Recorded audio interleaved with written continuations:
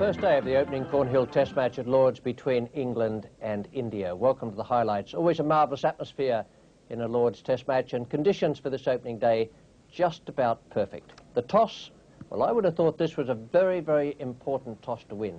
Conditions just about perfect. An absolute belter of a pitch, it looked from a distance anyway, and so Ray Illingworth said once he got out there, India won the toss and put England into bat. We'll have to wait to see how good that is, good a decision that was, but those are the teams. Graham Gooch skippering, and playing in his first Test match, John Morris from Derbyshire. India have gone in with two spinners, Hirvani and Shastri, who has been deputed to open the batting. But the pitch looking good, as the two umpires, Harold Bird and Nigel Plews, came out, and confirmation that India won the toss and were fielding. Well, the first over was bowled by Kapil Dev, who suddenly decided, having completed it, that he wanted to switch down to the nursery end. To enable that to be accommodated, Sharma had to bowl the third over of the innings. This is the fourth ball.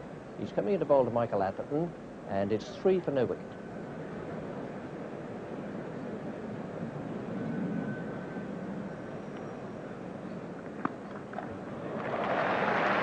It's the shorter boundary that the Indians had reservations about. 4 runs.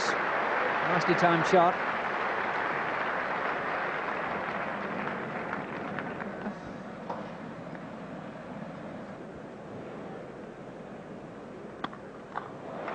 That's his shot. Second 4 of the morning. Watch this very carefully. Prabhakar bowling an in-swinger round about middle stump, and it's whipped away through the leg side. The slope helping the batsman whip it away. So instead of hitting it mid-on, Graham Gooch knows it's coming in further and further onto his legs, and he just whips it away down that slope. Now these are the two men that are putting a little bit of pressure on Michael Atherton, the batsman. Good bowling. He wants the pressure to build. He wants Atherton to see these batsmen every ball to be. Beautiful, that's it. Finally, it's got through. Fuller length, movement, squeeze through. Atherton goes. And England now 14 for 1. Well, I think that's just a little bit of pressure there on Michael Atherton. Pressure that got him out. The two men in at silly mid-off and silly mid-on. A ball that just nips back a little bit, probably hits the pad or maybe the inside edge of the bat. Didn't do anything special, the ball, but it pressurised him the whole of the over. David Gower. The ground on which he first lost the England captaincy.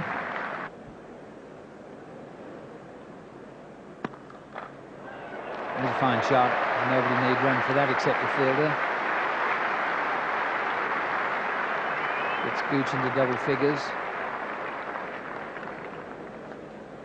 3150s.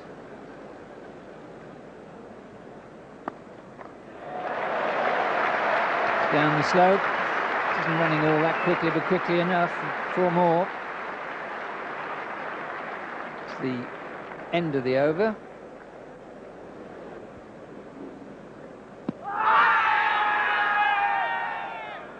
Can't have been much in that.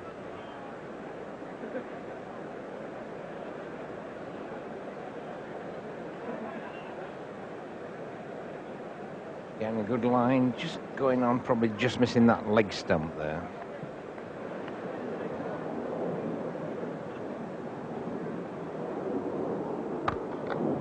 And that looks as though it's just gone past extra cover.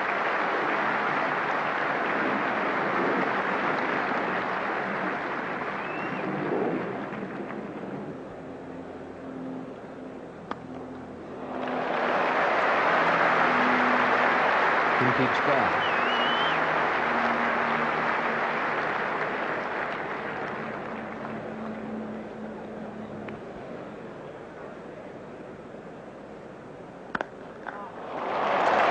Two lovely strokes in 2 overs. One off the pads past square, and then a delightful cover drive. And a glorious stroke again by Gower. He's using that right arm a little bit better now.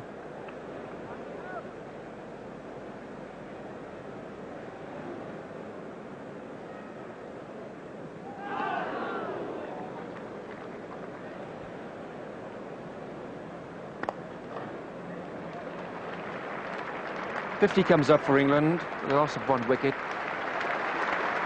because Atherton was out for 8. Gooch now has 27 and Gower 12.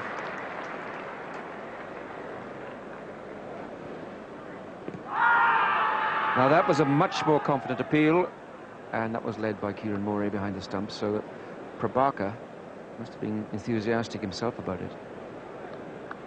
Gower does not always stretch his front foot when he plays forward. Here again, he hasn't quite gone right forward, and it's a very, very good shout.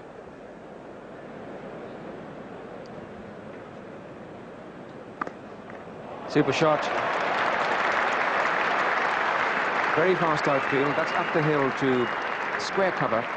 But the ball, I think, a little wide over pitched, and Graham Gooch is in tremendous form.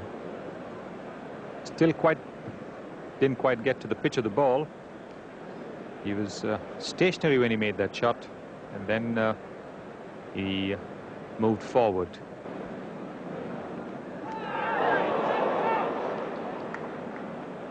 Oh dear.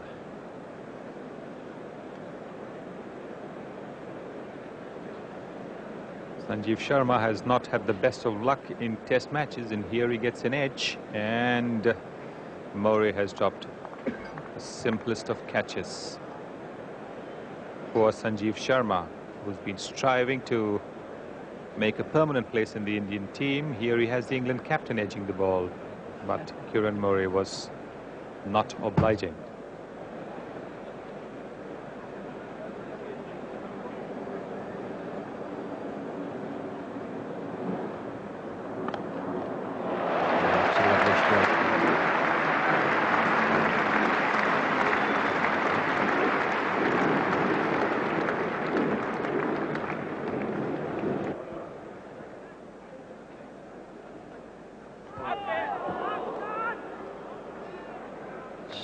Very well bowled again. Keeper's not had a good morning. It's a beautifully flighted delivery that just turns inside bat and pad, and the wicketkeeper makes a right mess of it. Almost jumps at it at the end. It keeps a little bit low maybe, but it's beautifully flighted and bowled. And that looks a little bit sloppy, the wicket-keeping there. It looks to be jumping about a bit.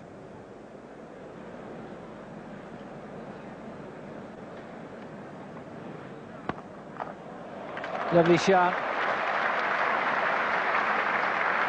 Footwork good to get him there, and the execution of the shot perfect.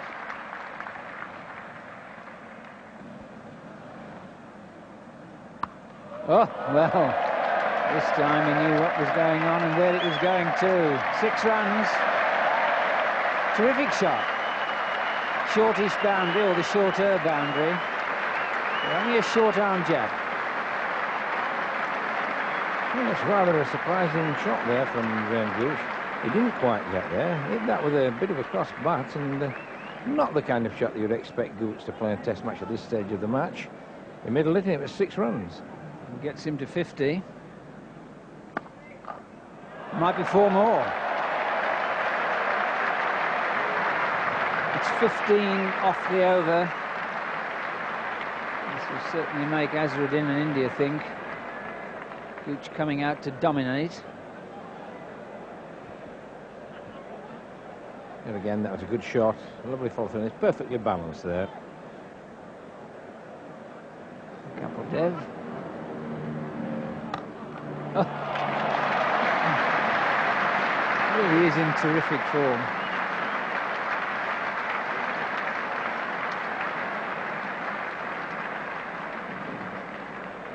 Well, that's a beautiful stroke. He's looked great since lunch as Gooch. Not quite getting to it with the foot, but good follow through. Arms and hands going in a lovely position right through on the ball. Beautifully timed.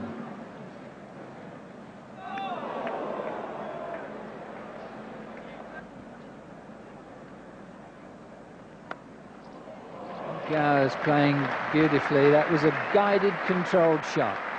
So often around off stump, he seems to throw the bat and it goes anywhere from square behind. But there, that was a really good, controlled, angled shot. Yes, there's no doubt he ran that down there. I'm not sure how good a shot it is, but on that occasion he kept it down. There's no third man, so you get full value for it. Hirwani is the bowler. Oh, it's skied in the air, and that's very fortunate.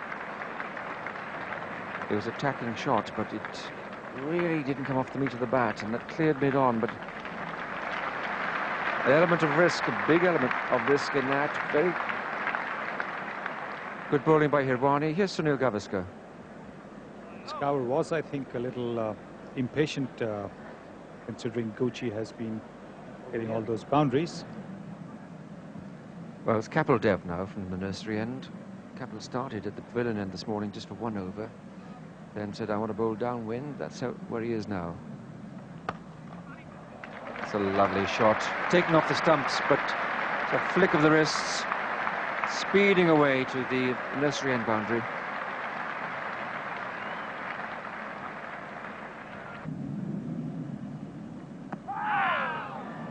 Ah, they said, as if it was in line, but might just got a nick on it. That finds the gap. The offside there is well loaded with fielders, and cover was square, but that still got through between point and the deep gully. England, India, test matches at Lord's, 11 matches, England won 8, India won, drawn 2. And there's a great shout there, and he's given out bat and pad.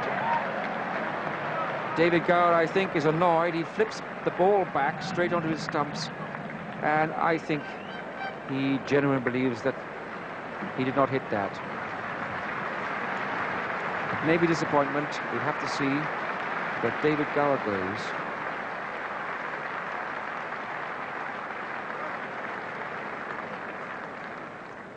Well, it appeared to hit the pad very early there, but the umpire says it flicked the bat as well. Alan Lamb.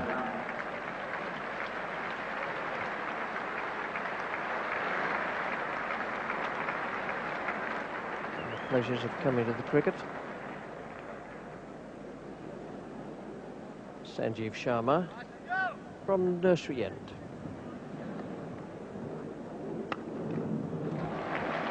It's on the short boundary and it's going down the hill. It's terrible, terrible to be chasing one of those, because the faster you run, the quicker the ball gets away from you.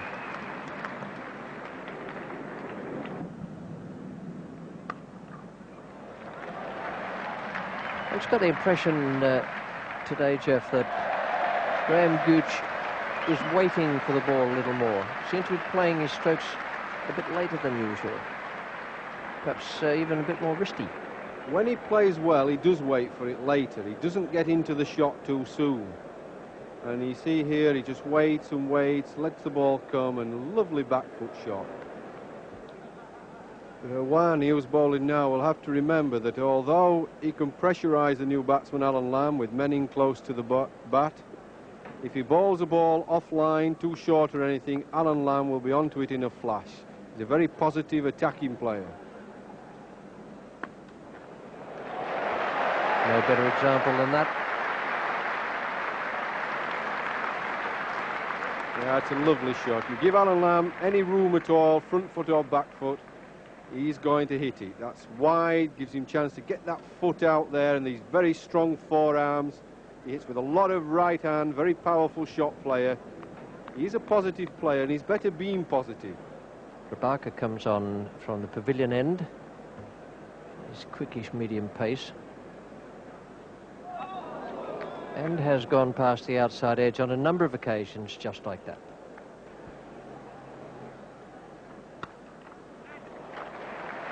And once again, that's beaten the fielder. It's really racing away. That's a great effort. A bit of experience has gone into that piece of fielding, because he knew he had to start diving a long way away from the rope ball just accelerates down that slope. It does, because that's only a little short-arm jab down the hill. It's racing away, running all the time, and Ravi Shastri, very determined and tenacious there. Good effort.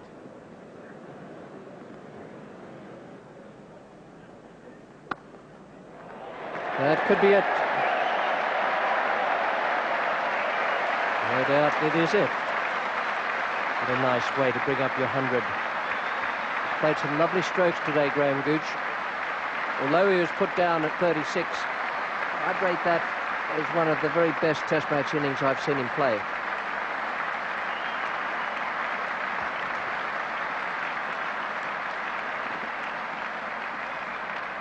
Well, yes, that was 4 as soon as it left the bowler's hand. He was in position very quickly, clipped it away firmly, positively, very confidently, and he knew when he set off to run that there was really no need. It was going to the boundary.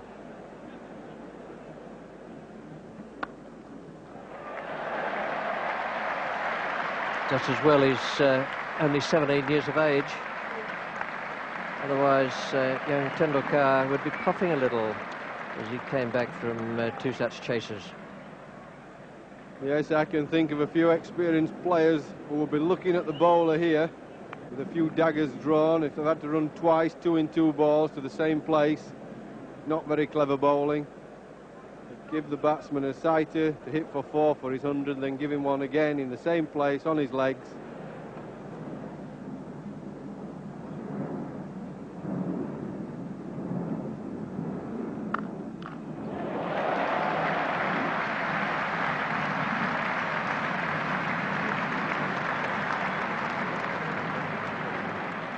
Which is looking rather ominous to me, or it would be looking ominous to me if I were out in the field.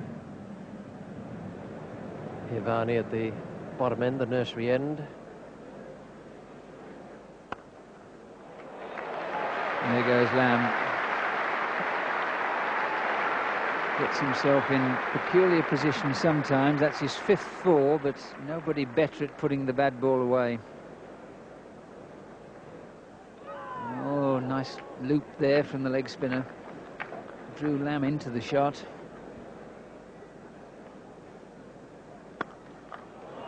There it goes.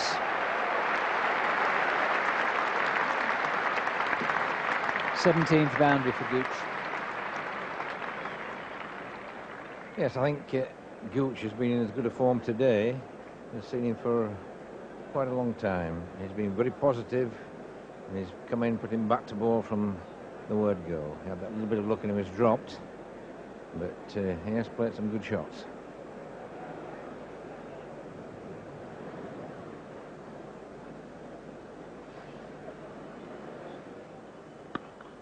That's a lovely shot. Just leaned into that. The problems are mounting for India. Well, another fine piece of timing by Gooch. Really has been in prime condition. Not trying to hit it excessively hard, just a nudge of that heavy bat, and away it goes for 4 more. Had a marvellous summer this year, Gooch.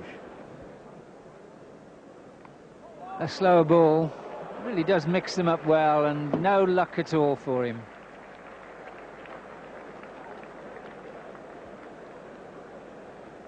Yes, that was well bowled. It was noticeable in the one-day internationals. They made good use of the slower ball. It wasn't a chance, it went wrong on the floor, but disappointment of deceiving the batsman to playing early, which Alan Lamb did. You can see his timing was wrong. His foot hadn't got there, and then the ball goes for 4.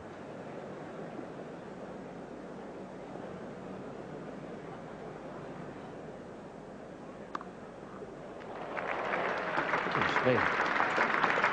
Certainly found the middle of the bat for most of the day. That was just an ordinary run-of-the-mill defensive stroke.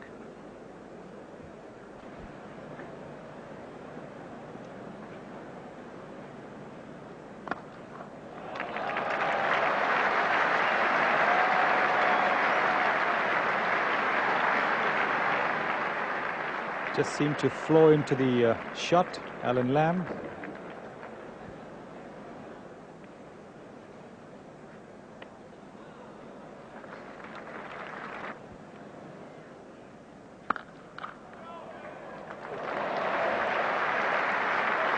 Won't go down as the best fielding effort of the day.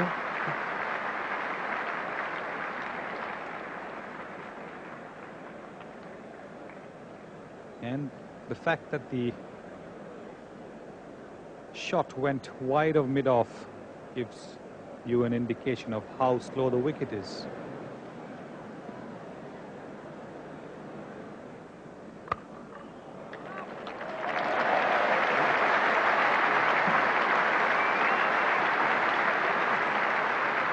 I tell you, it's a very flat pitch and a very hard ground. Considering the fact that the Indians very seldom get the opportunity to dive or to learn how to dive because of the state of the Maidans they play in, the Indians are making good effort.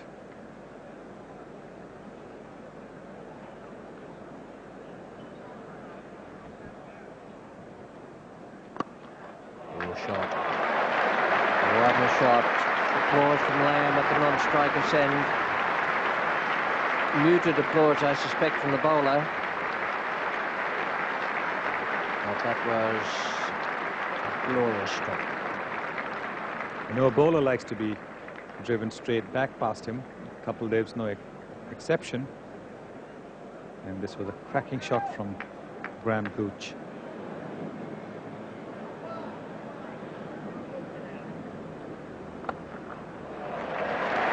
Another great shot. You really can't give Lamb anything at all in that area. And that's 50. Just off 65 deliveries and 10 fours. Exactly what his side wanted.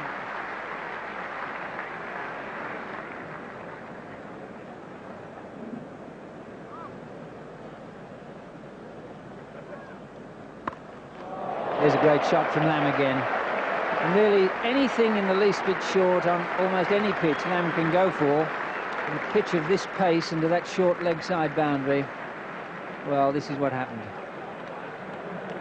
It is sheer folly to pitch it short to a batsman of Lamb's class, and at the pace at which Sanjeev Sharma bowls, Lamb loves to cut and hook.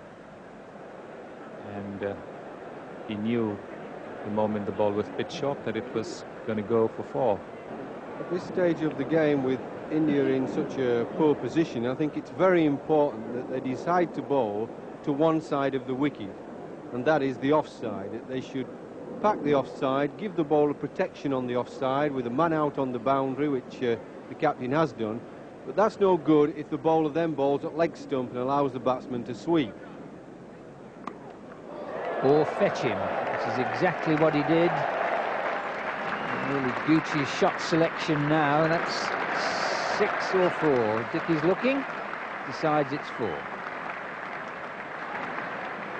Well, he's fetched it from right outside off stump. He's a powerful lad, hit straight across the line, full of confidence, right in the meat of the bat, and it's sailed away.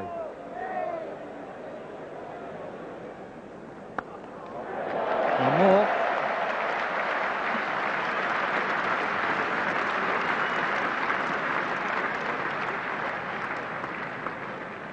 Well, it's a straightforward long hop, this. You tell club cricketers not to bowl. Halfway down the pitch at very moderate medium pace, ball hole, batsman in, just crack that away in front of square. And that's one of Lamb's favourite shots.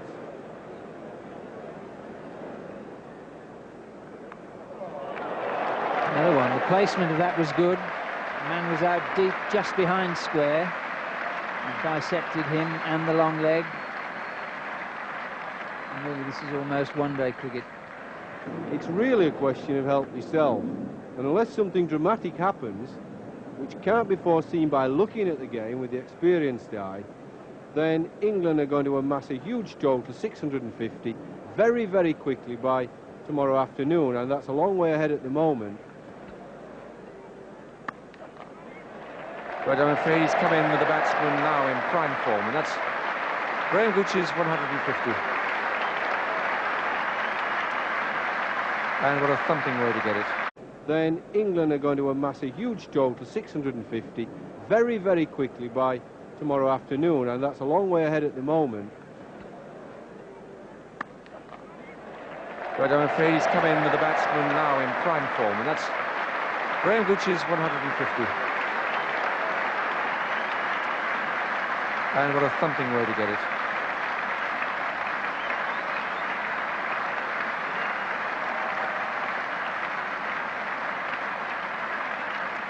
Yes, it doesn't matter who bowls when a batsman's got into this kind of form. It was only just short of a length, and Gooch really hammered it away through the catches. Ravi. A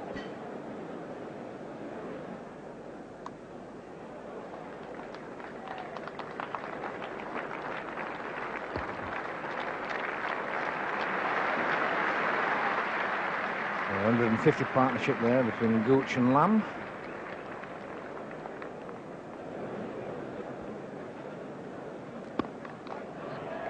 And that's the 300 up. Sidhu is making haste.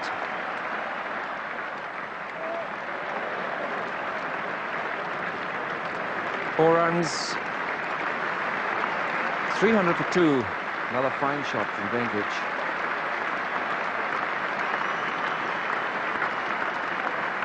Well, another fine shot, this time through mid-on. And a lot of these digs are not really full half volleys, but Gooch in such prime form now that really all the bowling comes alike to him.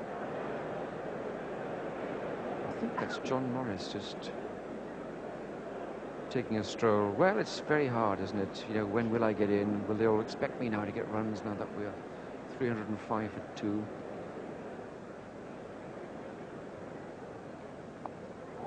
It is turning, and that's more evidence. Sidhu.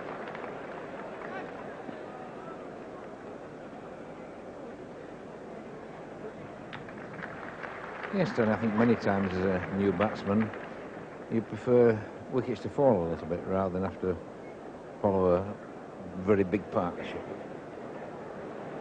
Hirwani is the bowler. Well, it's a rare false shot from Graham Gooch there. Yes, I think what happened there is what will happen more and more in this match. See the height this ball bounces or doesn't bounce. Now that was only about 3 or 4 inches off the floor. And I do feel on this pitch that will happen more and more as the game progresses.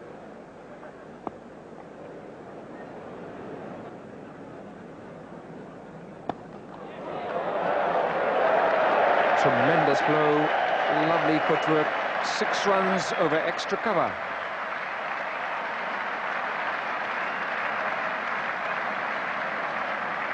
Well, there's nothing much that the bowler could do about that. That was a good delivery, pitched about off stump, straighten.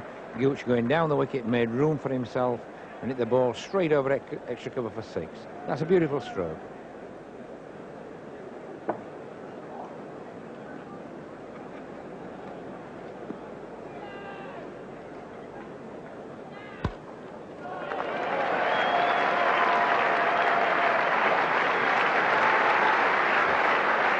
Run partnership for Gooch and Lamb. It's been a good one too.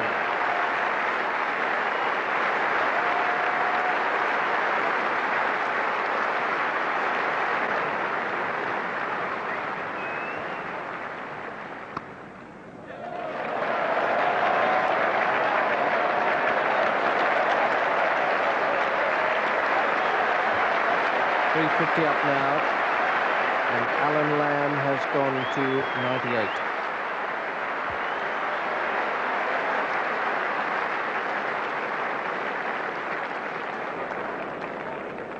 Was 50 in 50 balls for that partnership.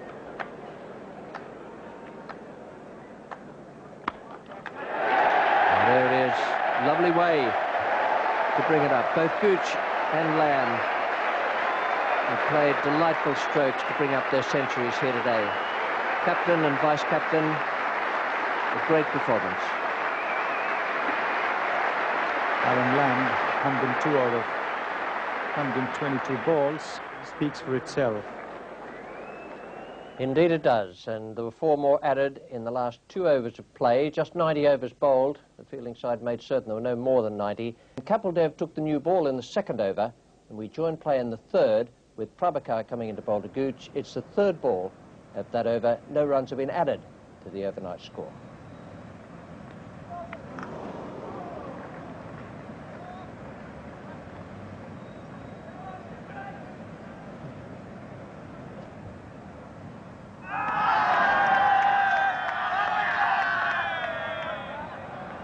Not a movement from umpire Harold Bird. Slightly slack-jawed from the various fielders. It looked as though he missed that by a long, long way.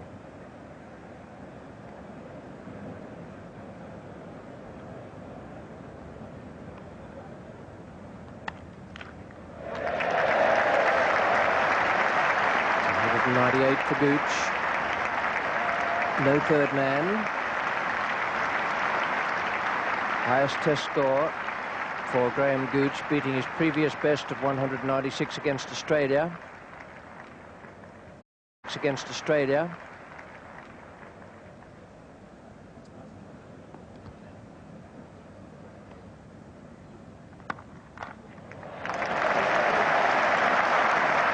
Ball's going to race away from Sidhu. He'll just get it inside the ropes. And Gooch will go on to a double century. It's a lovely innings. I can't recall having seen him play better in any test match. It's a truly magnificent innings by Graham Gooch. He's made the most of that dropped catch by Kieran Murray, and of course the opportunity he got of batting first on this track.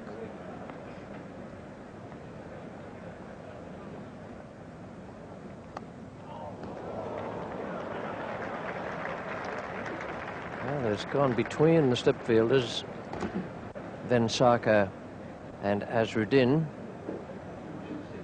But after this particular delivery, I think there is a case for the slip fielders going at least a yard up.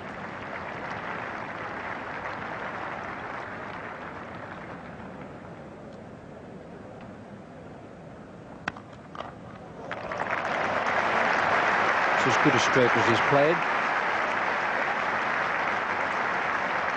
Can't have it hit much straighter than that. The timing must have been close to perfect. Brilliant shot. There's the Indian captain.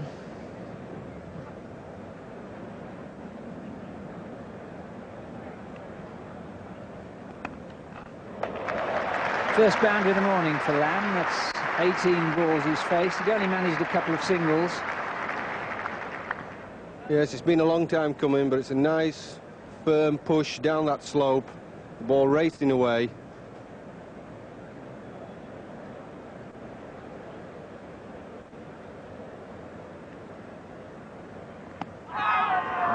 Must be very close indeed. Umpire Plews decides no. Well, the bowler getting Alan Lamb in such a tangle here as it comes down the slope, but the umpire seemed to think that it was probably missing leg stump.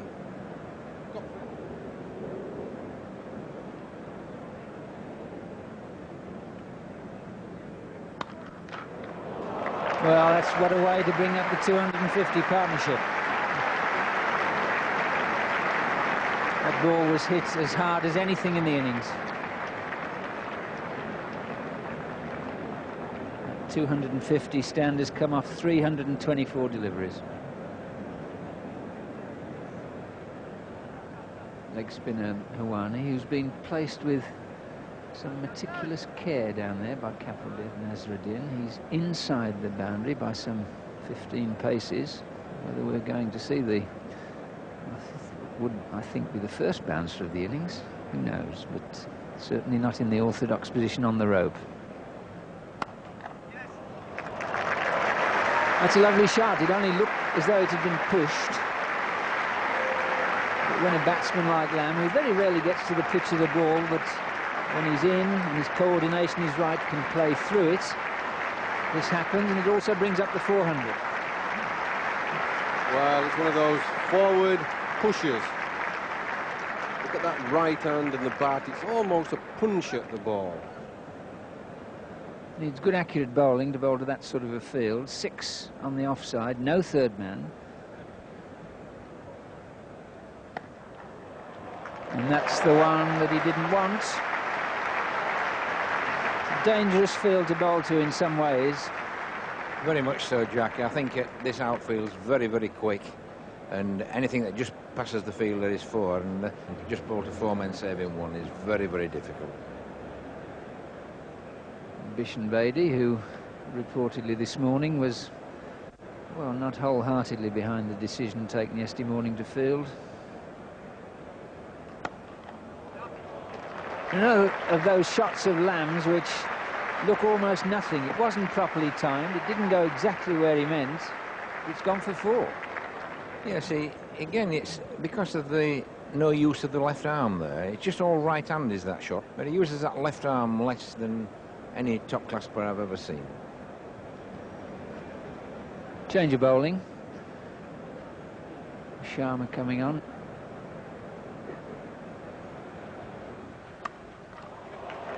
Oh, dear me. Shot of the whole morning. Not really a half volley. The way Gooch is batting, it does look as if Gary Sobers' mark of 365 is in some danger. He's got all the time in the world to do it.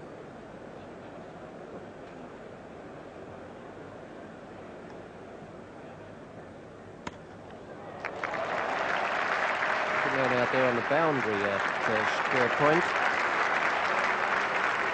But had just a little trouble getting down for that. He's hit with great power. But not sure that the full bend was implemented there. A lovely shot once again. 226 for Gooch now.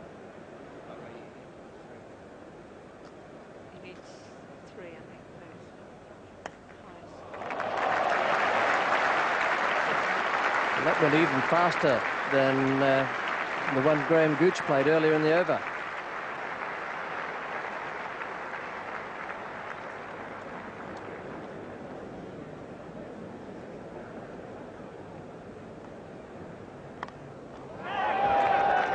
Well, that's a great catch. Sharma has taken the wicket. Manjrekar, the man at Gully. Lamb has sliced it away to his left hand.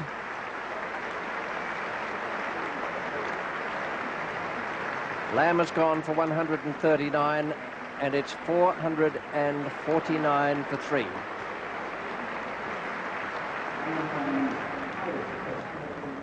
Here's a dismissal. He slashes at a ball outside the off stump, and Manjrekar in the gully diving forward has taken a brilliant catch. Prabhakar has Robin Smith to bowl at. Robin Smith not yet off the mark.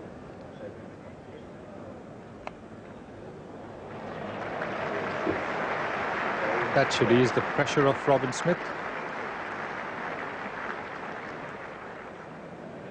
All the Indian press are very enthusiastic about Tendulkar. We have yet to see him play in Test cricket. Look forward to seeing how he sustains his skill in the middle. We know in one-day cricket, we saw at Trent Bridge, that he can play lots of shots when under pressure. Cracking shot. None better than that, though. Beautiful and classical cover drive from Graham Gooch, whose 250 comes out, 252.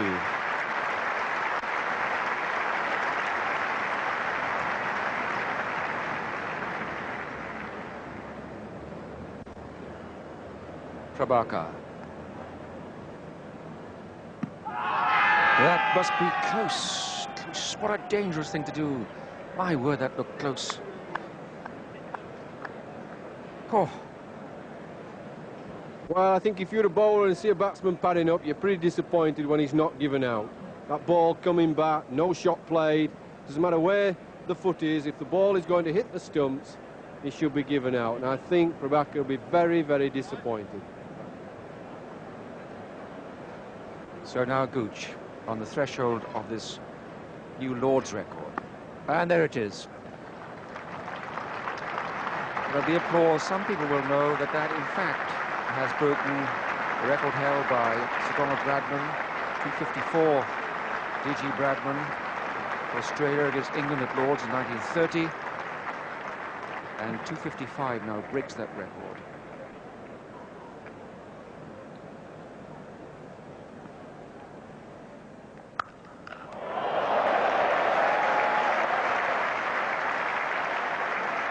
He's a very good cutter and puller. If you bowl short to him, it's very similar to Alan Lamb in the cutting and pulling area, and this is a long hop at that medium pace. It's just asking to be hit, and it's really got the full treatment.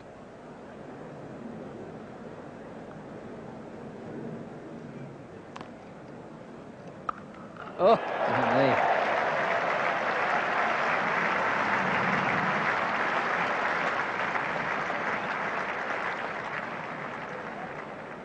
Certainly at the pace that Sharma's bowling, he can't pitch halfway down the wicket. Well, calling for Iwani, and finally people listen. On he comes.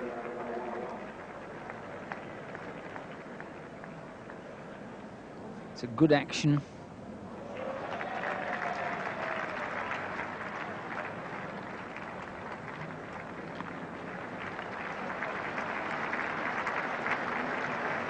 .50 partnership. The landmarks are just streaming along. Yes, watching Iwani from behind, just before he gets to delivery, he looks very, very much like Mushtaq Mohammed used to for Pakistan. Very similar action. That's 500.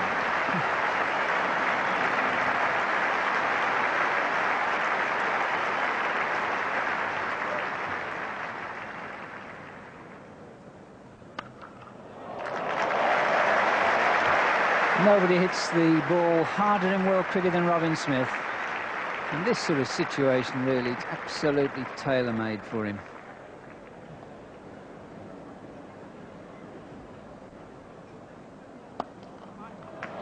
There'll be another one. He went forward there almost as though he was trying to pick his spot and working it out at the last minute, but it was a lovely shot. Smith's saying he has a problem with his bat.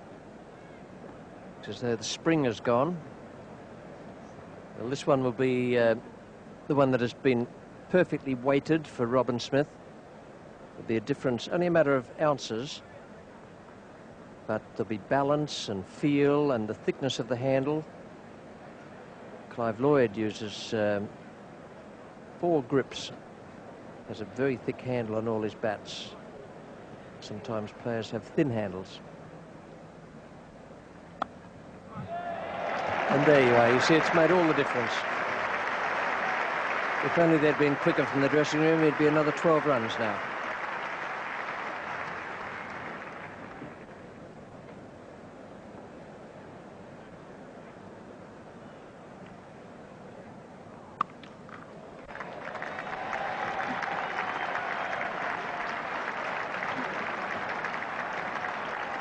.276 to Graham Gooch now, and that becomes his highest first-class score. The previous best, 275 against Kent at Chelmsford last year.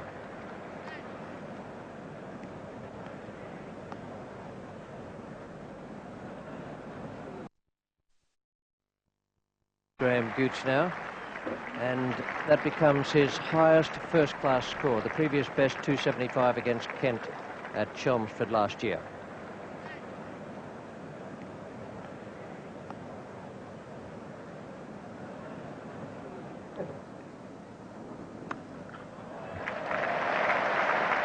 And a very well played stroke to bring up his half-century. He checked the shot, realising that he wasn't quite there and the ball was moving away from him.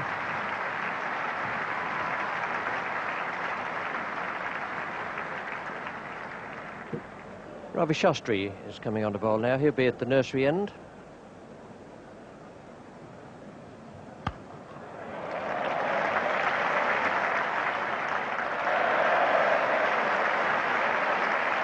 Magnificent shot, and very well hit as well. Stepped down the track and hit it just wide of Azhar's right and Manoj Prabhakar's left at long off.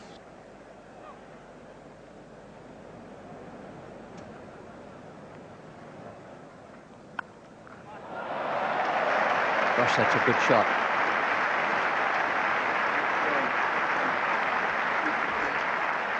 He's a very, very good catcher of the ball. Anything short, and he's onto it like a flash.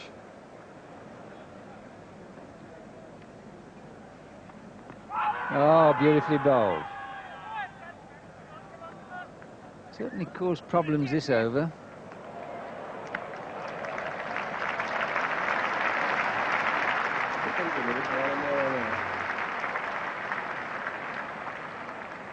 Runs given, so that's why the appeal was refused.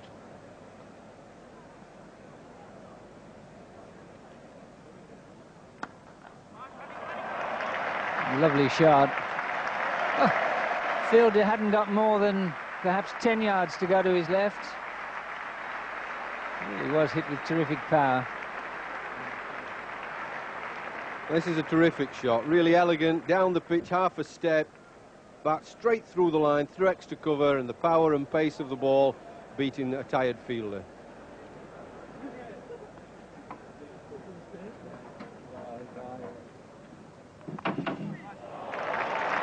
That's 4.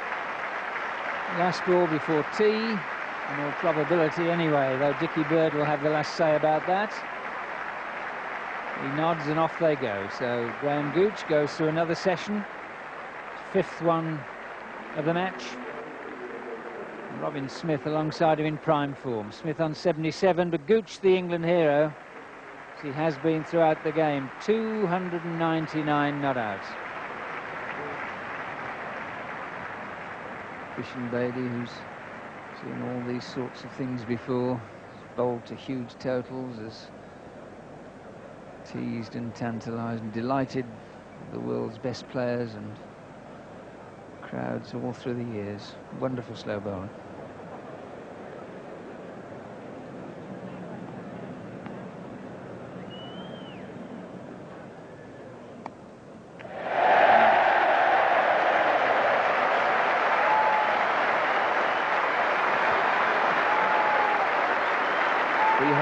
For Graham Gooch, with the first ball after tea bowled by Ravi Shastri. 66 to go.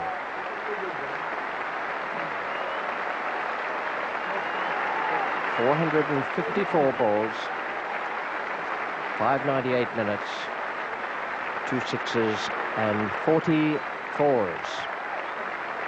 Wonderful innings.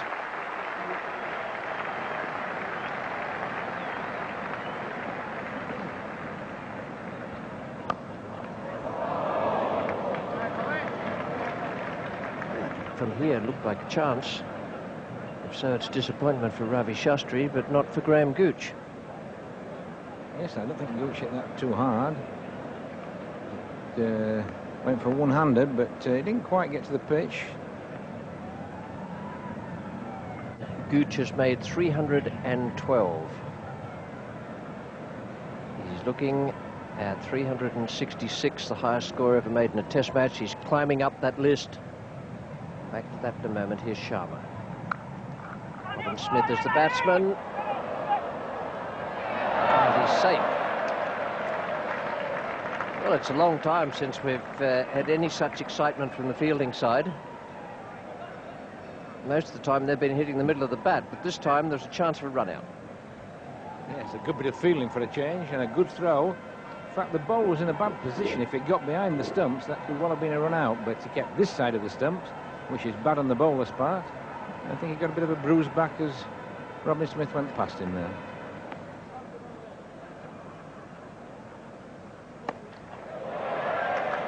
Ravi Shastri is the bowler. 4 more to Gooch.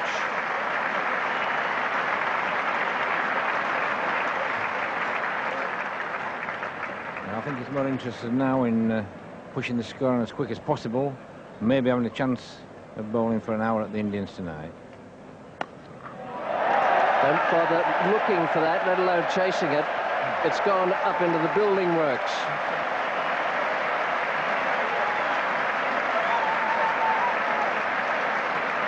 Oh, that's a tremendous blow. I think he'd actually found the gap in the building works there, but it was a huge 6. It's a big boundary down that end, and he hit that really in the middle.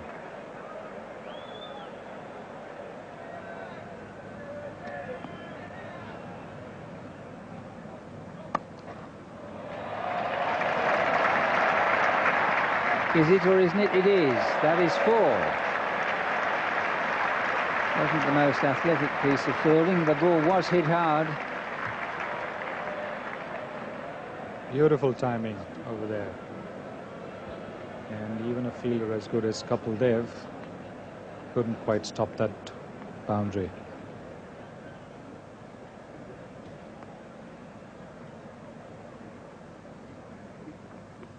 Bowled him. Probably gone inside edge. Success finally. Gooch goes 333. Triple Nelson, if you want to be superstitious about it. What a reception this man's going to get. Leader of his side, the Indian players applauding. Almost glad to be part of history. Those men on the balcony certainly are. So is the crowd. Never before will Graham Gooch have left the field to this sort of reception.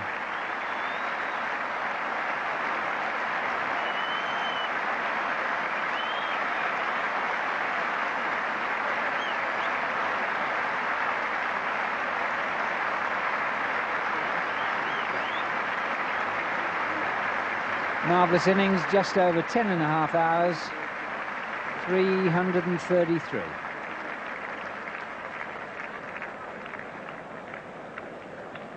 Gooch has been trying to force the pace, and this one he completely missed the ball, came back and went through the gate. But then Gooch has obviously shown that he's not looking for personal records, but what a pity that he had to go and the record saved.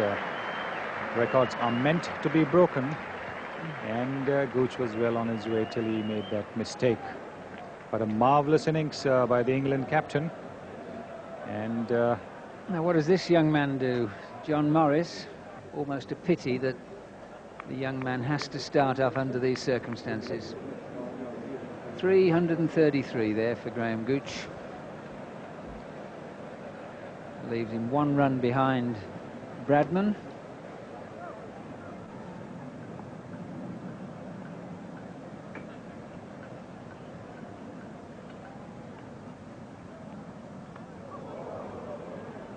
Well, this is a nervous time for John Morris. He's been waiting for this opportunity. This is what happens. A little bit nervous, tentative.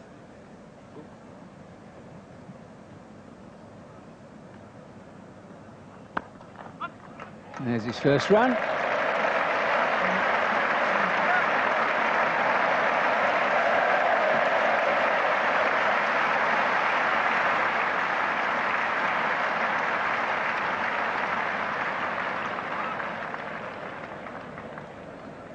Nice shot this. Didn't try to hit it too hard.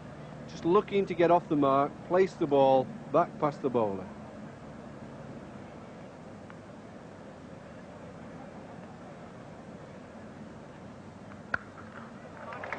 That takes Smith under 99. That's one of his shots. Plays it off front or back foot with equal power.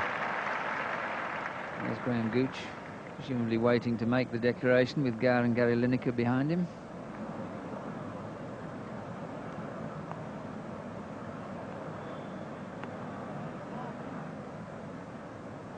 Eight deliveries so far without scoring from Smith.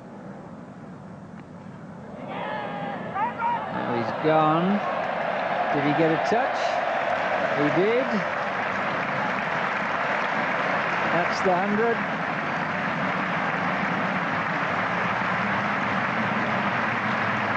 Third one for England. And now he's saying, come in. Graham Gooch has finally decided. That's the declaration. And a big reception for Robin Smith. And well deserved too, because he played extremely well for that unbeaten 100. John Morris only had time to make 4, but it'll be a nice little bit of experience for him, and the ones from there down didn't get out there at all. 653 for 4. It was Graham Gooch's day, 333, and 4 wickets there in that list. The most interesting of the bowlers, I thought, was Shivani, the leg spinner. 30 overs, 1 maiden, 1 for 102. They may not look much, but they're actually quite good figures in the context of that innings, and he didn't bowl badly. He had some rather odd fields out there. I think he and Mohammad Azharuddin need to settle down and work out the type of fields he needs for his style of bowling. So a very good performance from the England players. The closure came just at the right time and set a little bit of an examination for the Indian batsmen, one of whom was Ravi Shastri, who had quite a bit of bowling to do, and of course they would all be a little weary from the fielding that had to be done. Here's the first ball of the innings now. It's Ravi Shastri taking strike. Devon Malcolm is the bowler.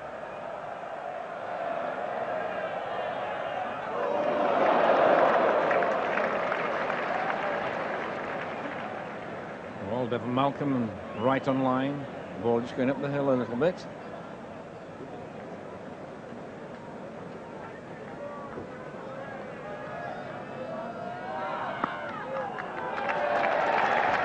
That's four. Just about anything that gets through the infield is going to race down the hill there on that shorter boundary.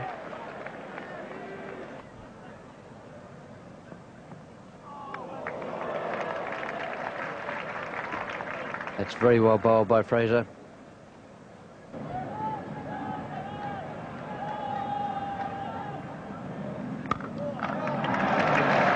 No one will move for that. Even Eddie Hemmings will only go a little part of the way, hoping someone will throw it back.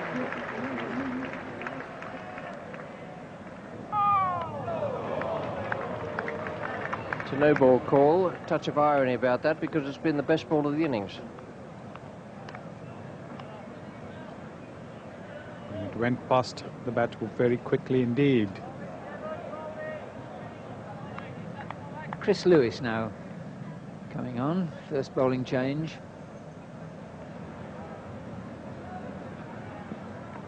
Oh,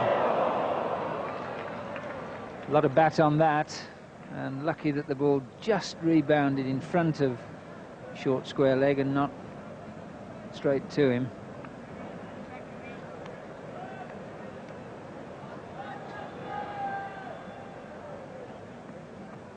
Oh, beautiful delivery.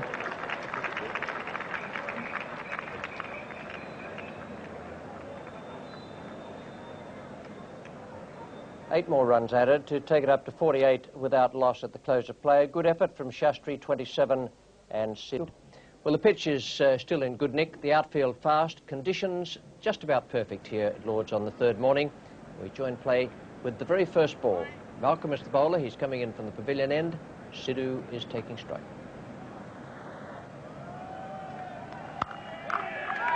Well, that's a fine start for India. Brings up the 50.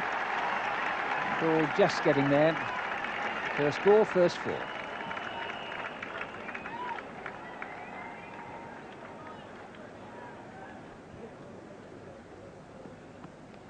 Oh, what a very good first delivery. Against the slope. Oh, he made it bounce over the top of the stumps, which has taken a bit of doing in this match. Well, that was a fine delivery. Playing forward, going right through the gate.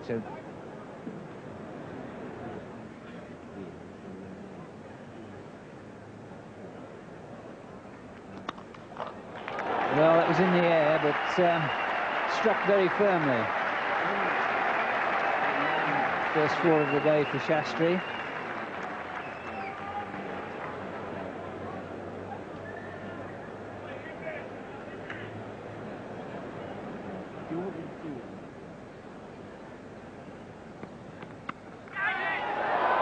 Asked for it and got it, yes, plenty of bat on that. And Fraser really has been in prime form this morning. He's bothered Sidhu all through his first over and he's got his man there. Nice little looped catch to John Morris at short leg. That'll be a thrill for him. And Sidhu goes, and again it was the ball coming back up the slope which did him. And the batsman is Sanjay Manjrekar.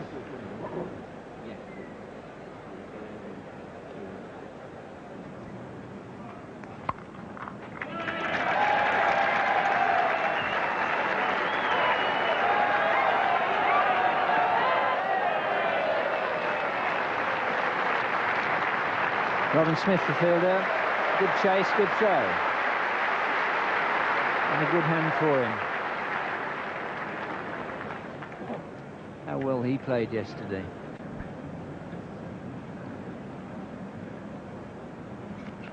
It's a fine shot.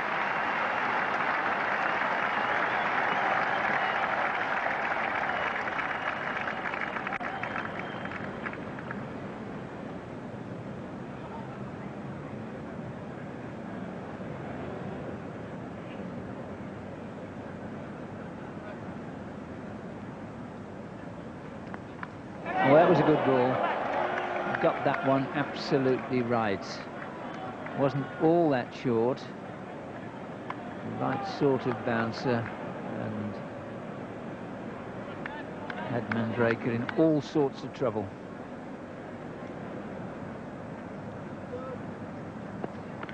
Oh, beautifully bowled. All right, Mandraker tucking the bat away, but he played at that.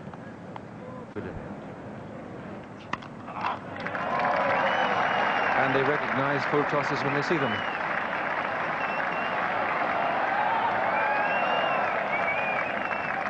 No great flourish from Ravi Shastri, just steered it. He is coming into bowl virtually the same field. 4 slips in a gully, short square leg.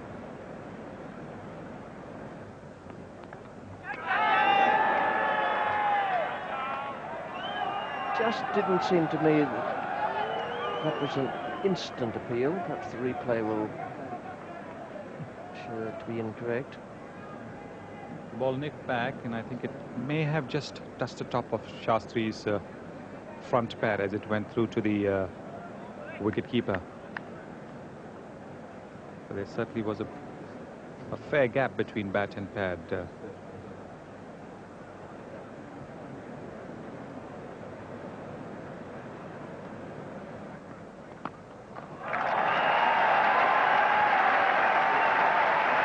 Hasn't often strayed onto the leg side, but as soon as he did, Shastri played a delightful stroke to bring up his half-century.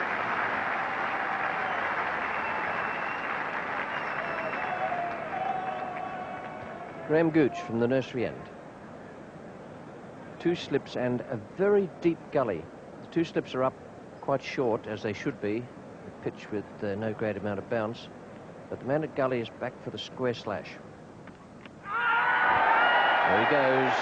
Gooch has done it. Got the breakthrough with the ball moving away from the right-hander. And that is a very, very valuable wicket for England. Mandraker caught Russell, bowled Gooch for 18. And the second wicket goes to 102. This is what happens when, having played the fast medium bowlers, you're confronted with the gentle medium pace of Gooch.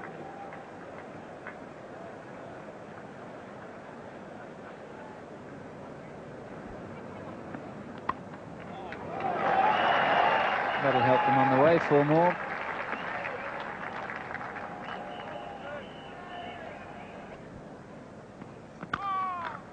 No ball.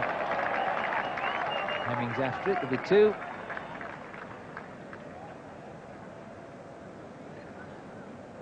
Clearly jarred an ankle. He's gone way to his left, fallen a touch awkwardly. May have turned an ankle.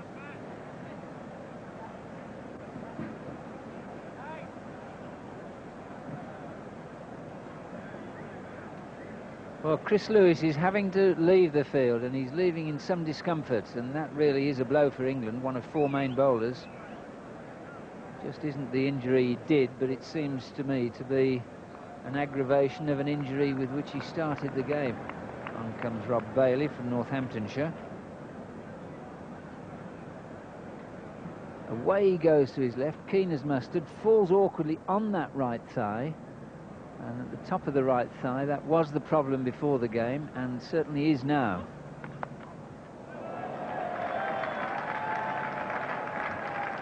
There's another 4. A good piece of bowling by Gooch again.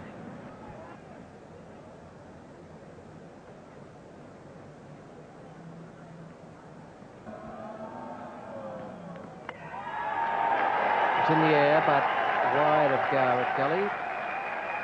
Or more.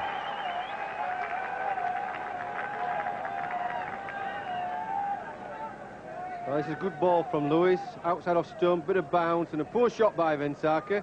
Flashing at the ball, it going off the thick, wide outside edge, just wide of Gully.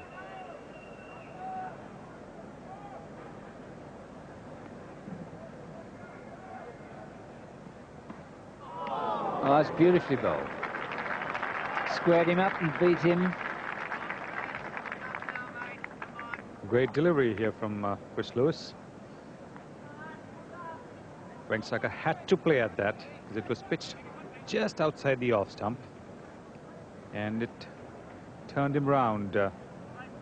Luckily for Dilip, he didn't get an edge, but it was really too good a delivery for him.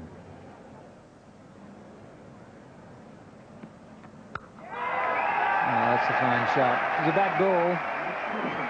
Even so, Vensaka, unbothered by how he'd been beaten earlier in the over. Lewis isn't happy, Vensaka is. It looks as though we've got the first spin of the innings for India. Eddie Hemmings.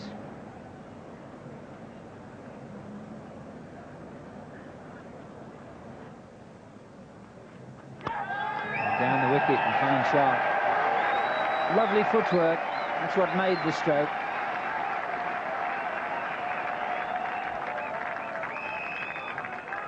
Lovely shot from Shastri. He seemed to have anticipated that delivery.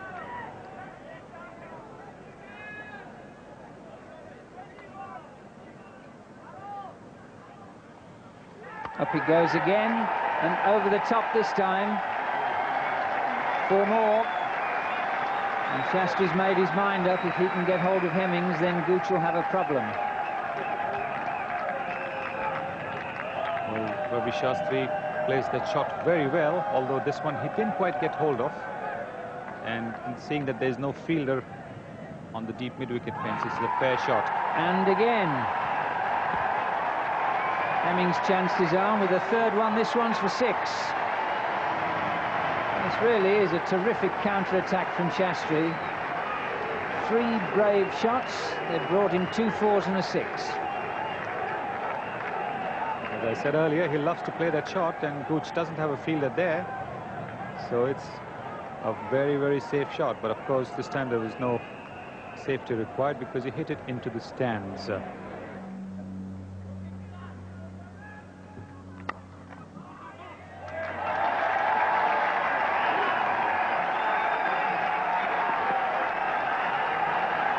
Going for it and getting it. Here is Ravi Shastri's 100.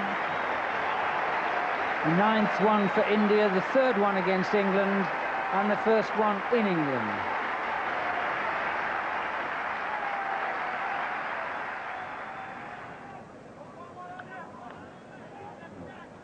Third over for Eddie Hemmings.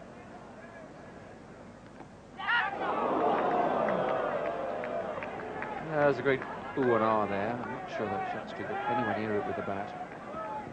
Well, good contest there between Eddie Hemmings, and that was certainly party turn, though, and that'll encourage the off-spinner. I mean, a good contest between Shastri and Hemmings.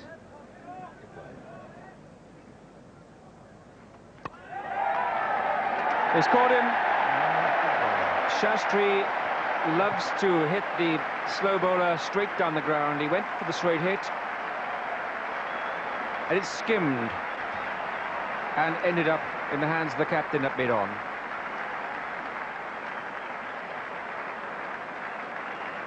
Well, that was good bowling because it put a man out of deep mid-wicket at Eddie Hemmings, and Shastri then trying to make sure that he didn't drag the ball round towards mid-wicket, trying to make sure it hit over mid-on, got a little bit too near, and just hit it chest high straight to mid-on. Nothing wrong with his tactics, but that was good bowling as well.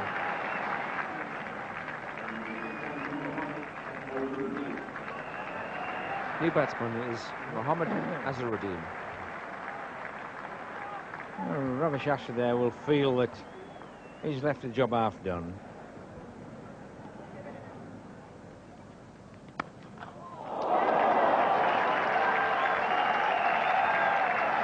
Well, 4 runs in the end. Malcolm would be a bit disappointed that he didn't just get a hand to that, because he was going that way. It was in his follow-through.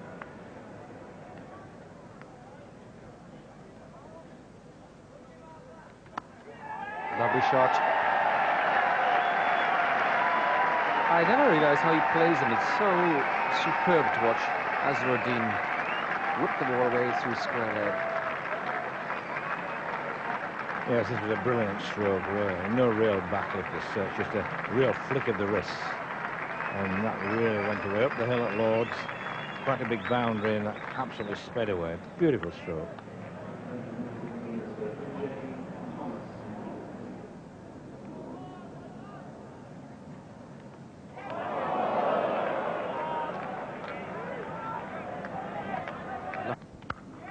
That's better. 1-4 shot, and then a good shot.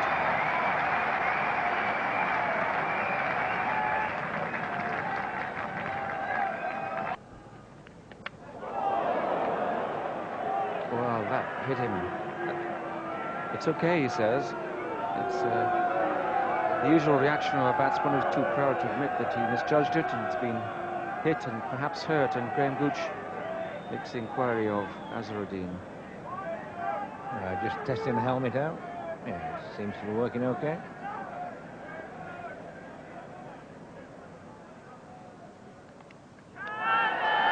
There's an appeal for that. Quite an insistent one from behind the stumps from Russell, who walked forward a few yards there.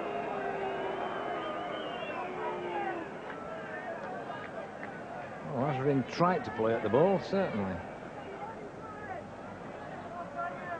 Certainly not to its pad or anything, if it made contact with anything.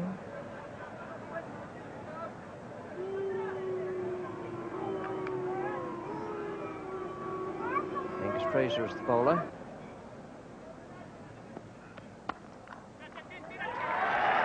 That's a nice shot by Vensaka. This will be his half-century. The ball just going further and further away from the fielder. Beautifully timed. Vensaka goes now on to 52.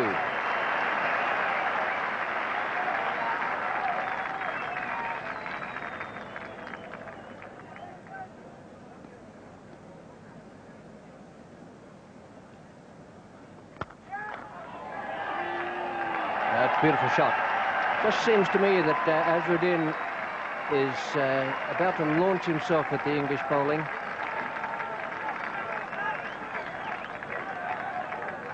Really looking to get after the spinner, down the pitch half a step, and hits it quite hard. Lovely footwork. And this time Jack Russell has claimed Vensaka.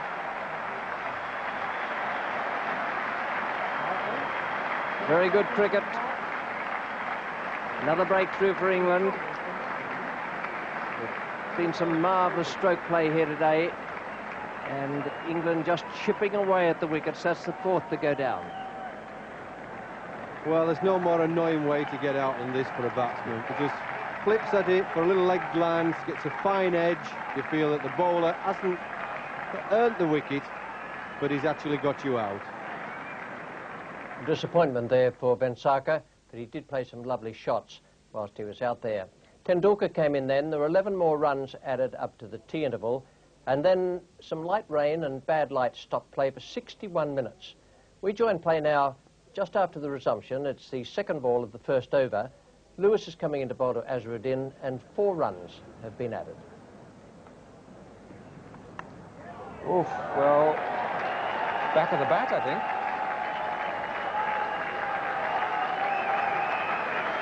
Well, you need to have a sense of humour as a bowler. You need a touch of stoicism in the ball. Because the applause has gone for the batsman, who gets his 50 up. Graham Gooch to bowl his first over from the pavilion end. Well, Tendulkar hit the single to get himself off the mark, and Azharuddin is only dealing in 4s. That's his 12th boundary already. 12 4s out of 56.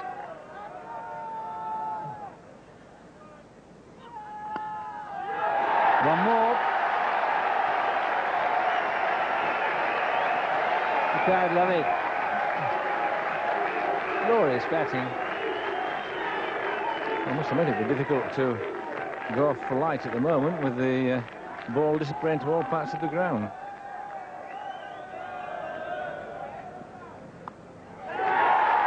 Four more. Whenever ball and bat meet, it seems to go to the ropes.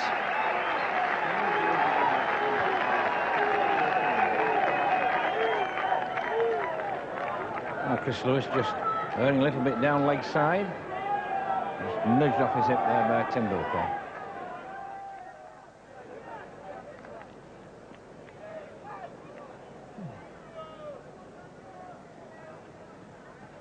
Bowled him.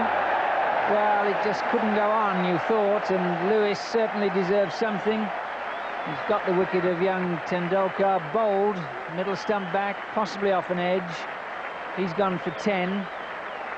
And India now, the innings in the balance at 288 for 5. Kapil Dev is next due to come in, but he hasn't come. And Prabhakar, the next batsman.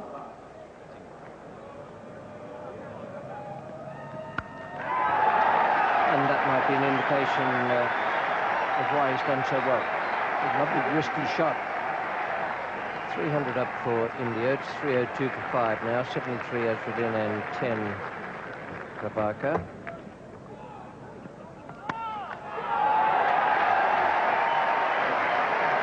It's a low ball, but I'll swear he didn't even think for an instant of changing his shot. Not at all.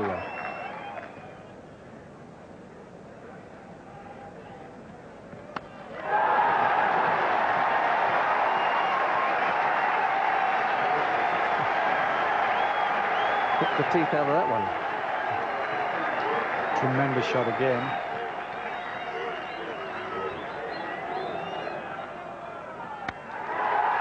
Lovely shot. In fact, I think that's the best of the three. Perhaps because he was in the position where he had to play a bit straighter. And that was a super shot. 339 for 5. Gooch is still attacking. He has 3 slips and a gully. But no man out at cover on the boundary. 99 not out. 85 balls he's faced, and he's hit 24s in those 99 runs. There it is. A thoroughly deserved century for Mohammad Azharuddin. He'll go to 102 with the 3 runs there off Fraser. That is a magnificent innings.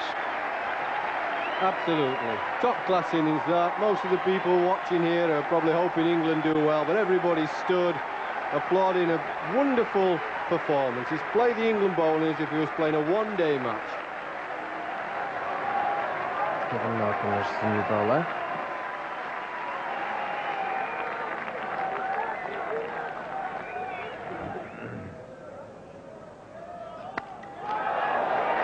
A dolly, an absolute dolly. It seemed to me that Prabhakar was trying to copy the style of his captain, Azharuddin, because he played that on the up, but not quite with the same timing or the strength.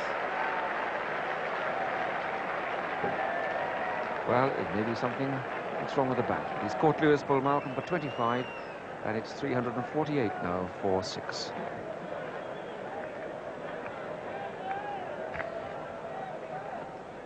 New batsman is Kapil Dev.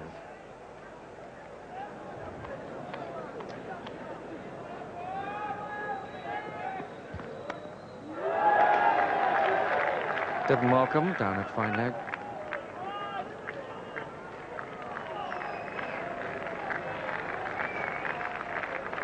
.350 now comes up for India, loss of 6 wickets.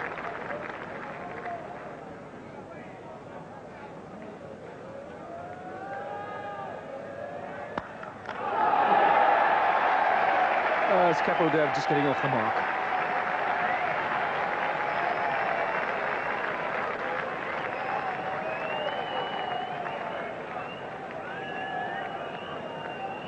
Kapil Dev, noted for his attacking play, just cuts this bouncer from Devon Malcolm. Never even bothered about a single, just smacked it away. Inside the last 10 minutes play now, coming up to 7 o'clock, sun shining brightly, and Eddie Hemmings takes a turn from the nursery end. A big shot for OBW there.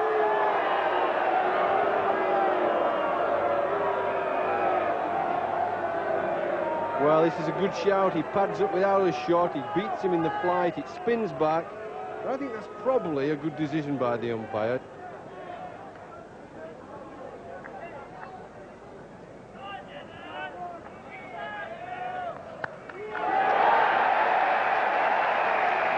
Superb hook shot. That was quick. It bounced much higher than anything else, and it still cracked off the middle of Kapil Dev's bat. Well, this is a superb shot. Quick bouncer next to the last ball of the day. He's certainly not playing for time, as all the Indian batsmen today. They've been looking for runs, and you won't find a better hook shot than that. You certainly won't, and that's a very impressive batting line up there with Kapil Dev coming in at number 8, and Kieran Moray still to come, and Sharma can bat as well. Some lovely stroke play there from Shastri at the start of the innings, about 100, and 52 for Vengsarkar. But Azharuddin was the star of the day, 117 not out, absolutely magnificent stuff, and a final total of 376 for 6. The bowling figures, well, it's impossible to have good bowling figures with an assault of that kind, but the best of the bowlers was Angus Fraser, 32 overs, 9 maidens, 2 for 84. That is a very... Here's Eddie Hemmings coming in from the nursery end. He bowls to the skipper, Mohammad Azharuddin.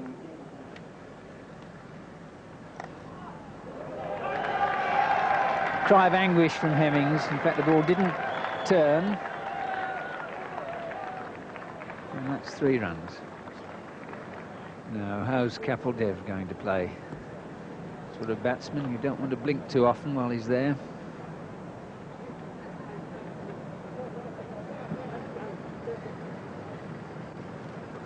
And that's how. His 4th boundary.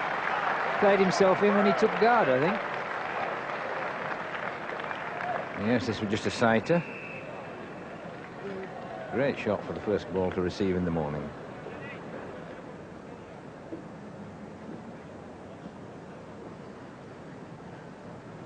That's past the previous best here. And another one.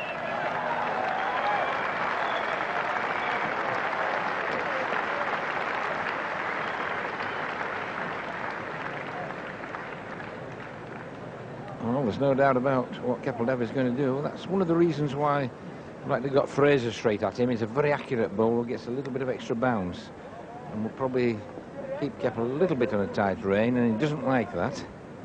One thing he does like is to play shots. It's Fraser to bowl.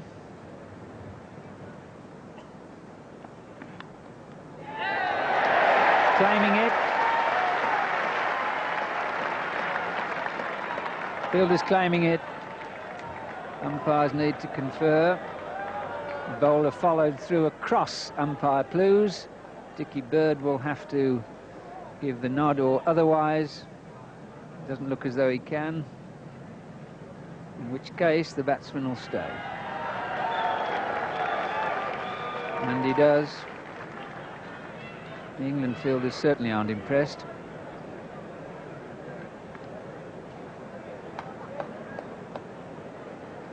It's certainly edge and certainly going low for Gooch. Sure of one thing, Gooch would not have held it up if it had not carried.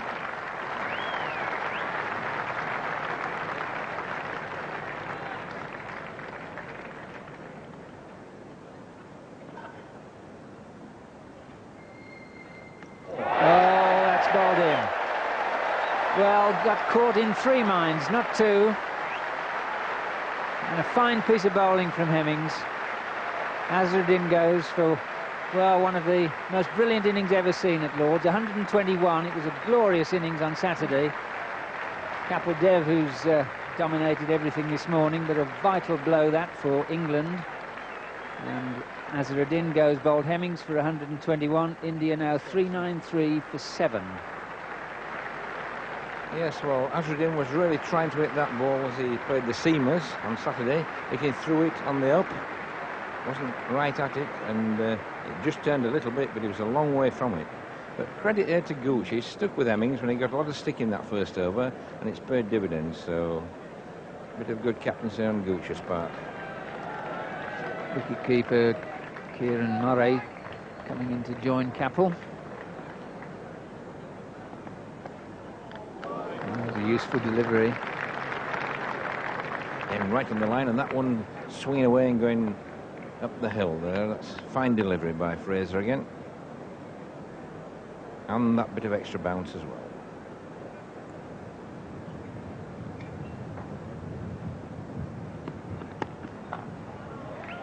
Finds the gaps, and that's going to race away down there. Just look at it go.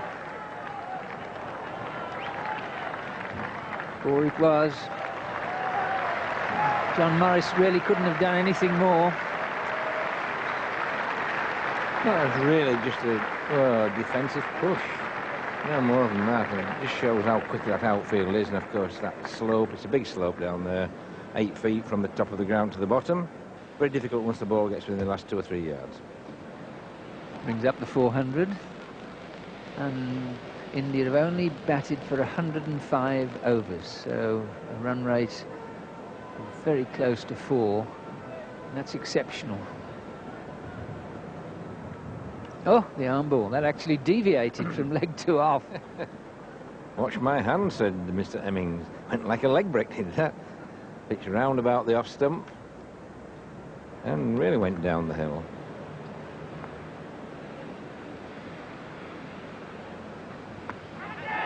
Asking for the catch. Hemmings can't believe that. Almost a casual interception there by Morris at forward short leg. Well, really, as short leg catches go, that was a cuckoo. And to me, John Morris looked to be just trying to knock the ball up rather than catch it.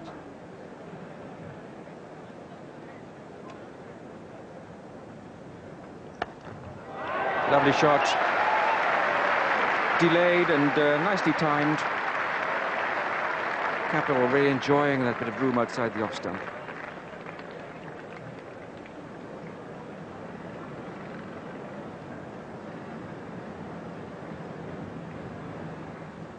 Oof.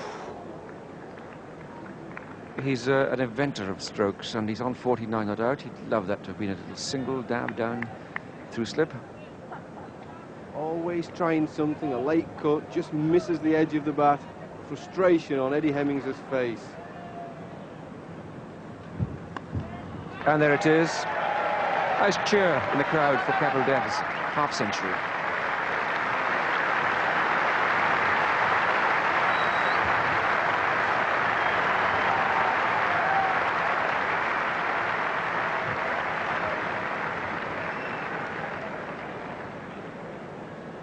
.27 more runs now India need to avoid following on.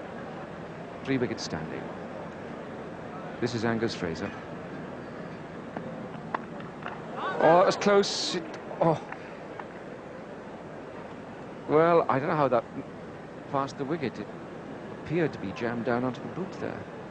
Well, there's always something happening when Capel Dev's batting. Look here, he jams down, inside edge, passing the leg stump. You can't take your eyes off this man. He's a bit like Ian Botham. You don't want to be nipping off for a drink when Capel Dev's batting. Graham Gooch adjusting the field all the time. 2 men in short. Robin Smith goes up short cover. Oh, it's in the air, and he's caught him this time. Again, popped up off the palms, just like a pinball machine there. John Morris. Good reactions, and Kieran Murray goes. He's caught by Morris of Angus Fraser for 8, and the 8th wicket goes down 430. Well, top-class bowling by Angus Fraser. Tall lad, hits the seam on the ridge, bit of bounce. Kieran Murray can't quite get forward and just chips it bat and pad up in the air to a neat knocked-up catch by Morris. Sanjeev Sharma. 430 for 8. Angus Fraser's ready.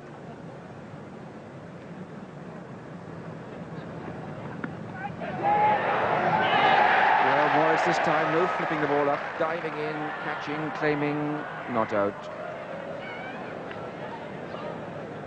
Good ball here from Fraser on a length. Bat and pad close together. Morris obviously thinking there might have been a little nick from the bat. He seems to be the only one really making appeal, does John Morris. Nobody else is making much fuss about it.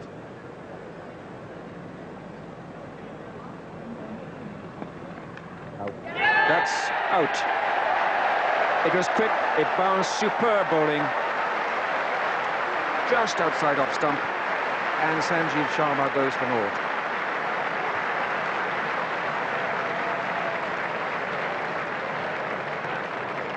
Well, this is a really top-class delivery from Angus Fraser. Beautiful ball, in fact. The ball's the line, the length, just outside off stump, just seams it away up the hill, and it's actually almost wasted on a tail end of that. A terrific delivery. 430 for 9, 454 is the cut-off figure. Hemmings comes in, and Kapil Dev takes block again.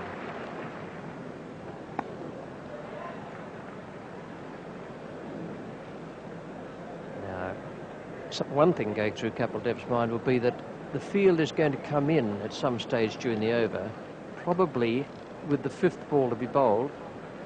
So then there's the chance of a boundary and a single. That's what he'll be looking at. Gooch is pulling his men in just a little from the boundary to make sure 2 runs can't be taken.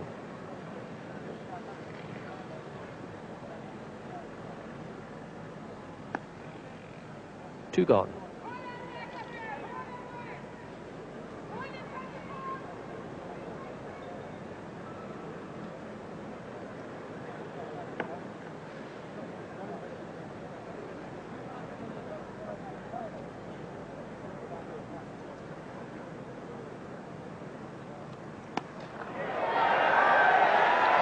Beautifully placed, and it wouldn't matter where the man was out there, because it's gone way, way, way over the top.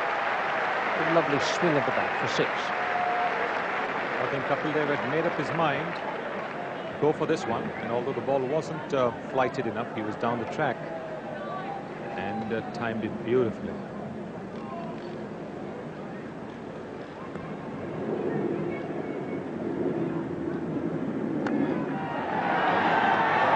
Goes again for another 6. They're 2 great hits.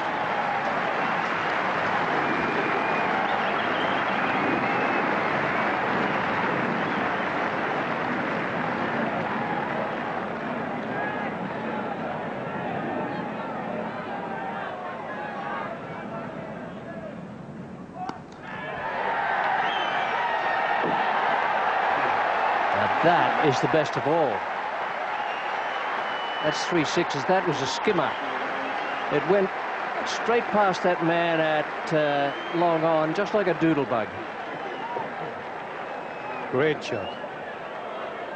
He's obviously not taking any chances, and the closer the ball is to him, the further it's going away.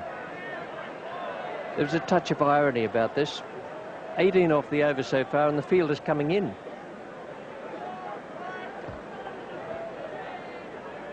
Now look, Eddie. Just wants you to keep in there. That could be Eddie's problem. So it's 448 for 9. Just 6 more. 1 more hit. Kapil Dev will be saying out there. Already had just 3 swats in this over. Reduced it from 24 to 6.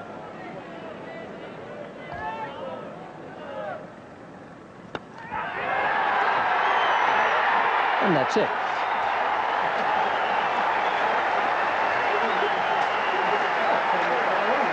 Well, I suppose it's only logical. If you need 24 to save the follow-on, why wouldn't you get it in 4 hits? Only Kapil Dev could have done that. Only Kapil Dev. And look at the reception he's getting from his teammates up on that balcony over there, and from the crowd here. Only Kapil Dev. Yes. What a fantastic over for India. Must have been a long walk back down there. He's down at deep third man. Here's Angus Fraser. And that is plumb. Well, can irony stretch further? Kapildev 77 not out. And Hivani can say when he gets back to the dressing room, well, I was entitled to relax after all that. I think Hivani's dismissal does explain Kapildev's hurry to get those runs. Hivani is not really much of a batsman, and it needed a straight ball to get him out. Angus Fraser bowled it, and Kapildev has been left unconquered at 77. But he's done the job for India. He certainly has. That was one of the greatest things I've ever seen. What a marvellous way to avoid the follow-on. And he needed 4 hits. 454 the total. Azharuddin out this morning for 121. Moray for 8. Sharma, no score. Hivani, LBW bowler Fraser, no score. Last man out, perhaps Kapildev has seen him bat before. The former skipper, 77 not out. And the bowling figures, the outstanding bowler all the way through, not just because he got 5 wickets, but right from the start of play.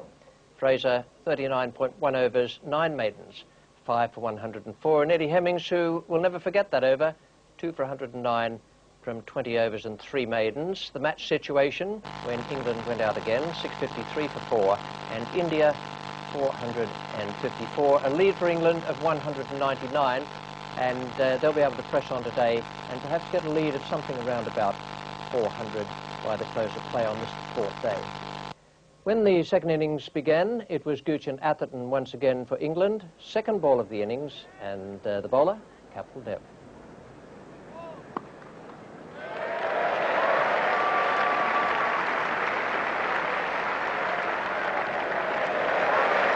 That's a good start for Graham Gooch.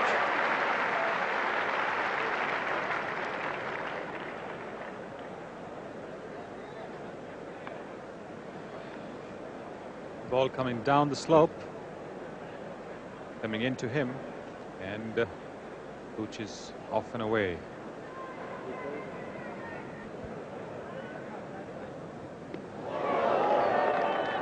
Kept low.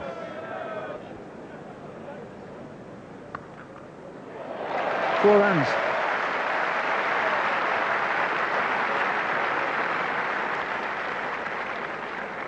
Certainly Gooch playing like a man who would like to declare and get a few overs in tonight.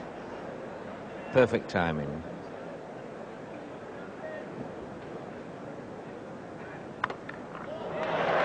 Before.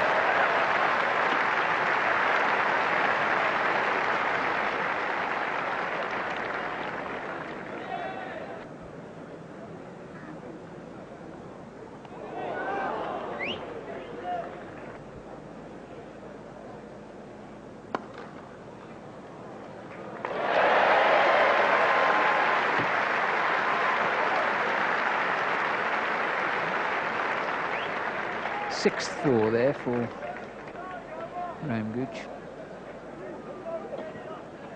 Yes, it was a nice, juicy full toss. Just needed that big, heavy bat and straight back past the bowler. Didn't need a lot of backlift, just nudged it away. And very quick outfield, and Sharma not getting there in time. Kapildev is the bowler, Gooch taking strike.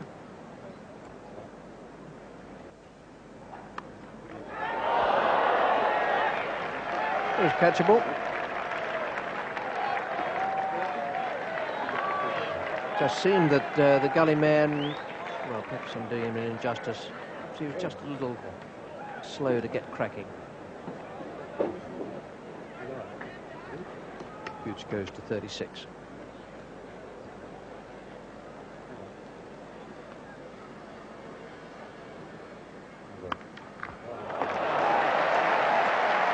Of all the strokes we've seen played in this match, you'll see nothing better than that. Well, Graham Gooch been very positive straight after lunch. foot gets down the pitch. He doesn't get to the pitch of the ball, but my goodness, he's in such confident form. A lot of power in that body.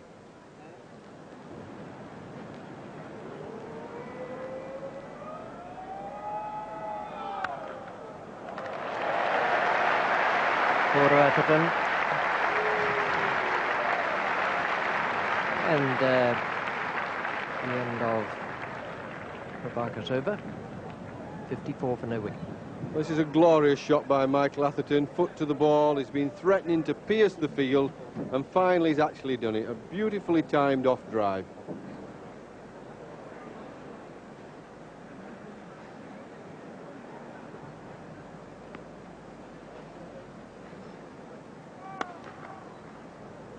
No ball called, and Graham Gooch takes the single, goes to 47, and is now equal highest scorer in a test match. 380 runs he's made. Greg Chappell, 1973-4 against New Zealand in Wellington, made 247 not out and 133. And there it is. That's the figure. Gooch was looking for 381 runs in a test match now.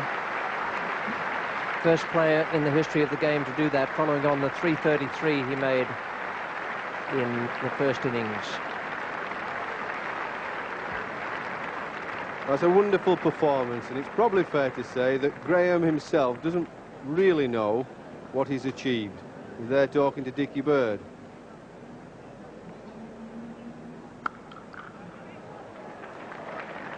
That'll be 4. It's time to Atherton. Yes, I think the lip readers will be able to write in and tell us that Dickie Bird was saying, what was that for? Yes, a lovely shot by Michael Atherton, and not very distinguished fielding by the Indian fielder, but I think Dickie Bird and Graham Gooch there, a little puzzled why the crowd were clapping and applauding that magnificent performance by Graham Gooch.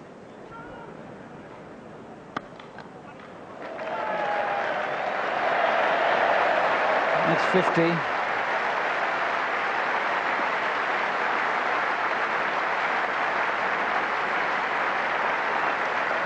After 60 deliveries, 9 fours.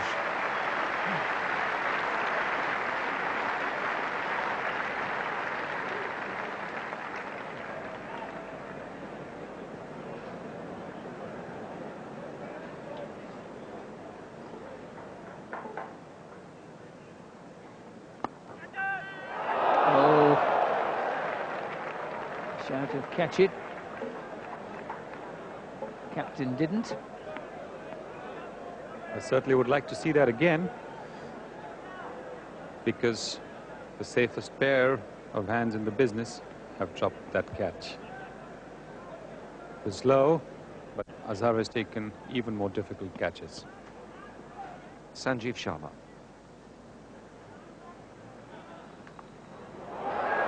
That's a brilliant shot. Sharma's first ball. He's gone for 6. Absolutely magnificent shot. Yes, it was a gift of a short pitch delivery, and Gooch, never to look the gift horse in the mouth, was quickly under it and hooked it over the ropes.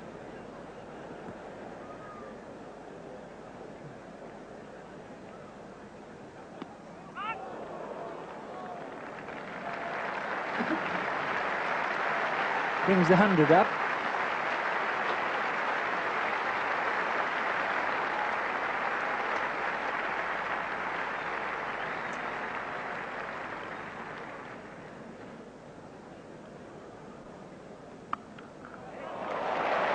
They've played with tremendous power.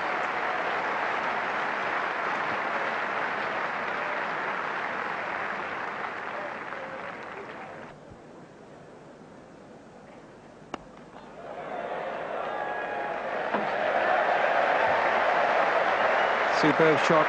That's powerful 6 hit down the ground off Shastri by Gooch. Tremendous blow. Gooch gave himself a little bit of room there and really flat batting it.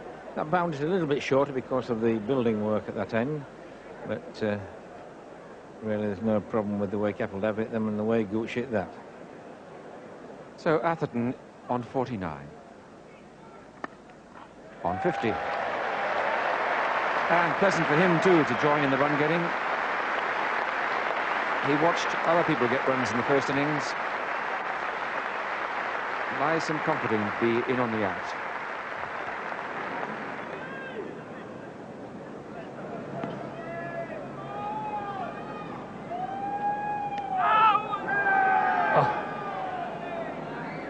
So close.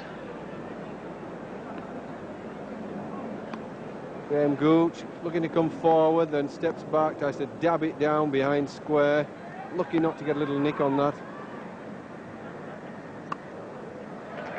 That might well be it. It might.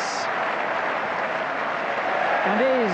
And there's history yet again for Graham Gooch.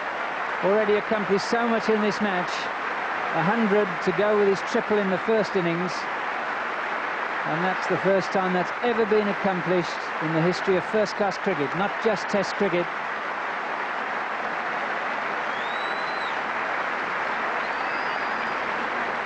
At 100's come up 95 balls, 2 sixes, 12 fours.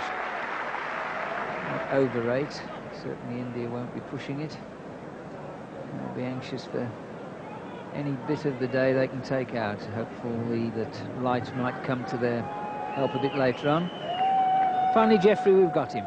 Yeah, but what a time to bowl. I bet he's feeling really thrilled at getting the ball in his hands to propel to a batsman who's just got a treble century and he's now 100 not out. I bet he's really thrilled to bits to have hold of it.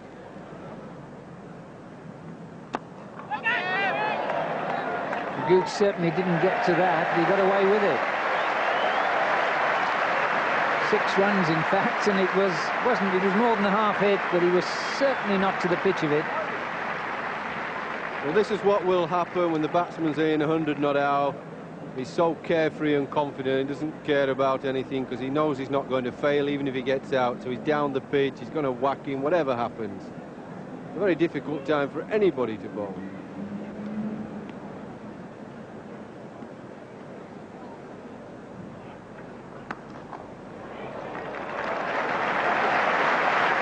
It's a lovely shot.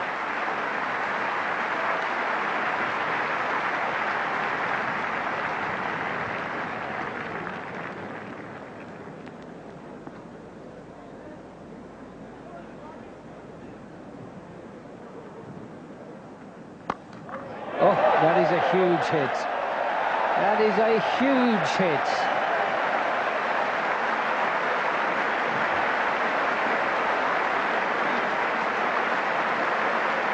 Slight smile from the batsman, certainly not from the bowler. Please, can we have our ball back?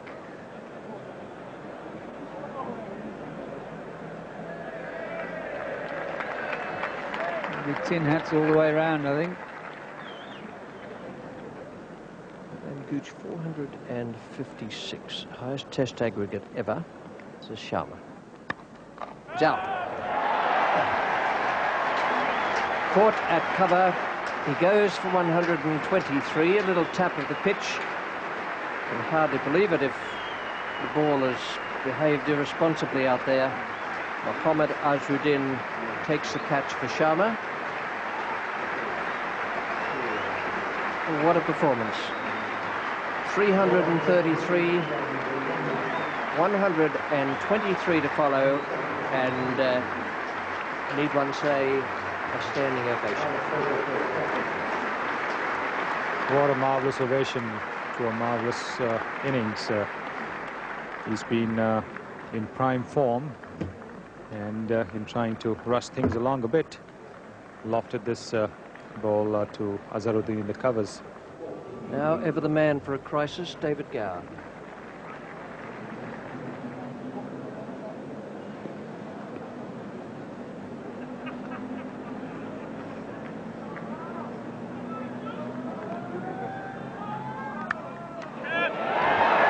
was a super catch. Sharma's taken 2 in 2 overs. And Ben Sarko has plucked that out of the air. Good slip fielder. Very easy to lose concentration with all those runs being scored. And Atherton goes now for 72. But due reward there for Sharma. That is a great angle to show the catch being taken by Venkata. It was very sharp, was really travelling. Alan Lamb, new batsman.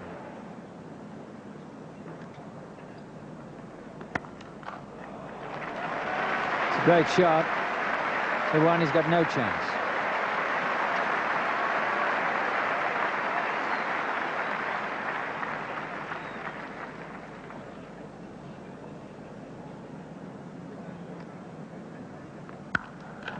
Fine shot. It was short and asking for it, but it certainly got it.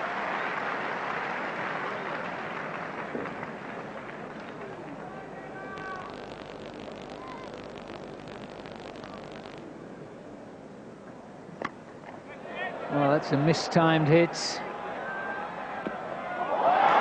Oh, my goodness gracious me. That is a phenomenal catch. He didn't look to have the slightest chance of getting to it, and young Tendulkar has made 30-40 yards at full pelt and taken a brilliant one-handed catch. It really was a remarkable piece of fielding. It's the end of Alan Lamb. Looked as though he might get away with that. Caught by Tendulkar off the bowling of Iwani. He scored 19, England 2-5-0 for 3, but what a super catch. Well, you're right, Jack Bannister. At no time did he ever look, the fielder, if he was going to get there.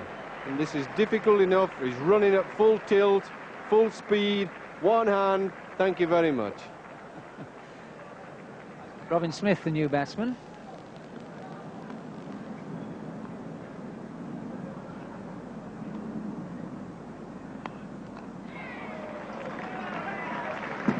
Even the young man can't stop that. Badly directed delivery.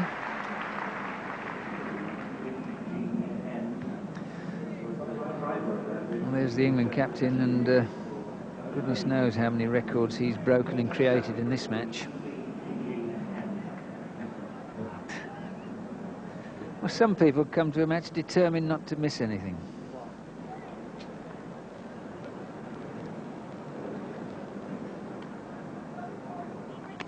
Bowled in. Must have been a useful delivery with Smith playing at it, not certainly hitting. And Prabhakar has been... There's the declaration as well, so now everybody knows where they stand. Smith, the last man out, bowled for 15. David Gower not out, 32. 272 for 4, the declaration, which leaves India to score 472 to win. Played at this delivery, which just came on and may have flicked a little pad to go onto the stumps, but he was playing at it and kept a bit low as well. Yes, it did, but it was all in the course of the declaration, with David Gower remaining 32 not out. Magnificent performance from Graham Gooch there, the first man in the history of the game to hit a Test triple hundred and a century in the same match. 72 for Atherton, good partnership there, and the bowling figures, well, as one could imagine, they suffered all the way. I thought Hivani bowled very well again. Very impressed with him in this match. He's only young. I think he's going to be very good over the next 5 or 6 years. That was the match situation when the declaration came. England 653 for 4 and 272 for 4, and India 454 all out, and India required 472 runs to win. We join play now in the Indian second innings. It's the 4th ball of the first over, and it's Angus Fraser coming in, and he's bowling to Shastri.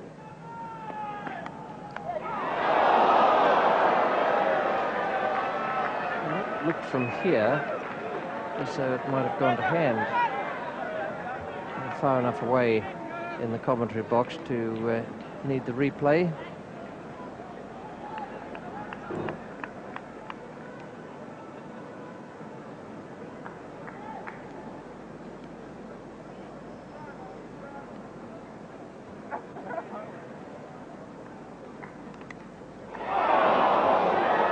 Where did that go?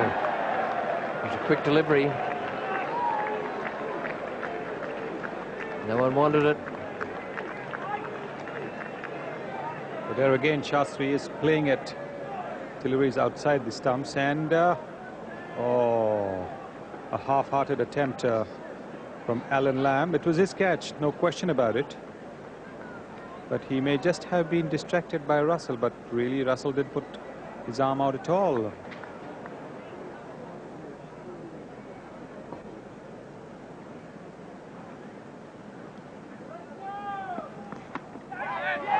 Morris. Sidhu has gone. It's a good catch. Sharp catch. First one goes. And Angus Fraser has struck again. Looks good. He's got his rhythm working really well and looks as though he's confident. Sidhu the man to go. Got Morris bowled Fraser for one, and it's 9 for 1 wicket.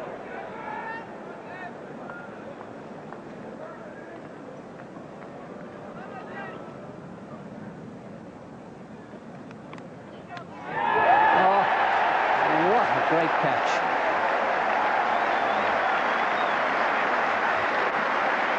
That was magnificently done by Jack Russell. He had so much ground to cover. Wouldn't have given him any price at all. Just banging short. Genuine leg glance there, I'm sure, and really Russell making a lot of ground. No chance of getting two hands to it. Had to take that in his left hand, absolutely at full stretch. So that declaration by Gooch has proved worthwhile as India go to 23 for 2.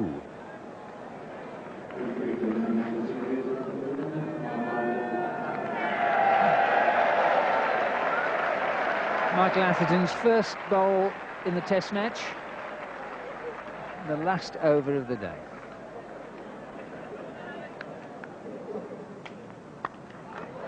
It turned, it was short, and it was full. This brings up the 50 in the 15th over of the innings.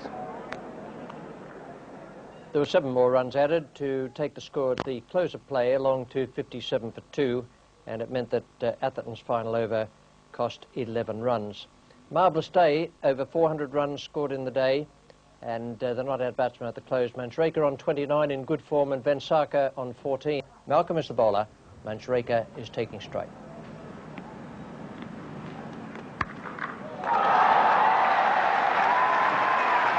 So what do you think their intentions are?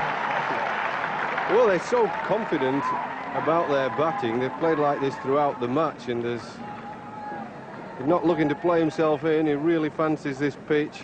His own form's good. It's a cracking square cut. Foot to the pitch of the ball. Watch the foot right across, head over the ball. It's a really cracking shot.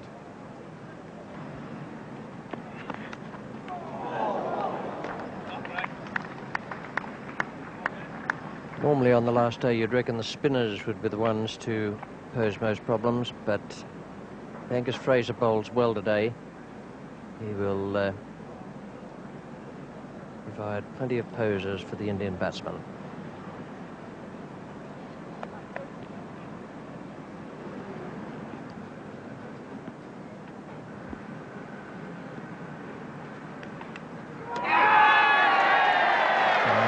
Very well called. It was low down. Malcolm, after that rather insipid first over, has found the outside edge of Manjrekar's bat, and that is a crushing blow for India and a tremendous boost for England.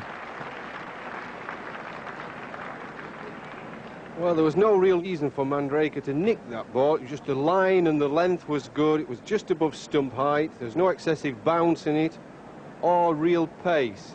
I think he just didn't quite play the line as well as he would have liked.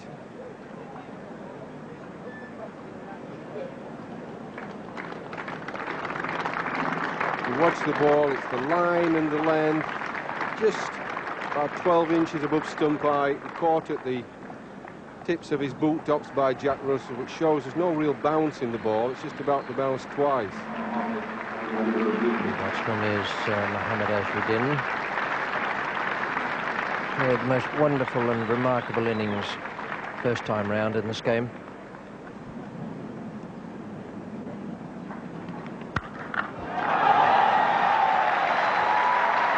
He's only faced 3 balls and he's 10.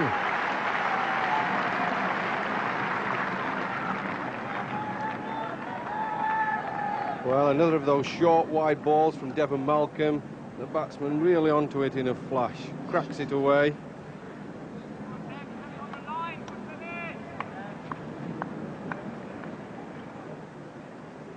This is not far off that Terry Alderman field employed last year against Graham Gooch.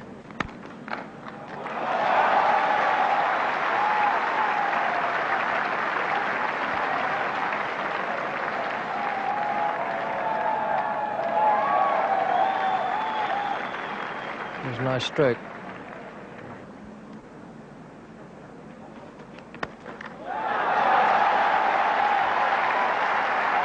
Once again, it's the wide one outside off stump that gives the batsman room for the stroke.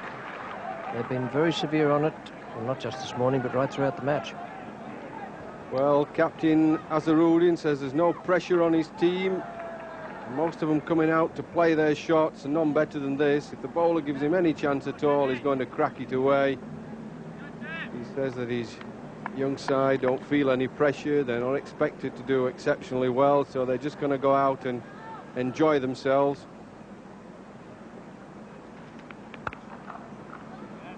I'm not sure that's the best way to save this test match, but it's certainly going to be very entertaining for watchers.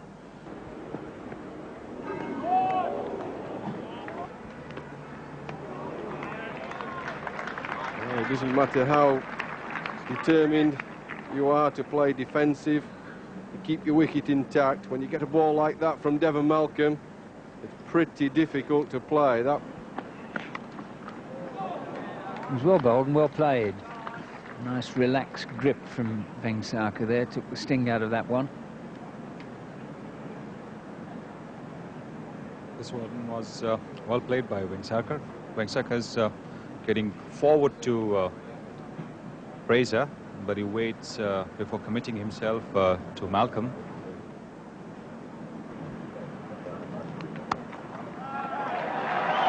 That's a very good shot indeed.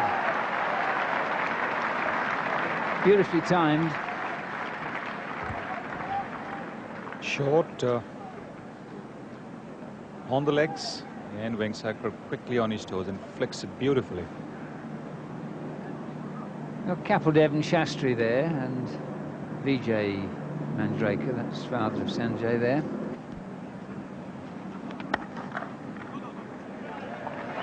That's the 100 for India. Coming up in only the 24th over.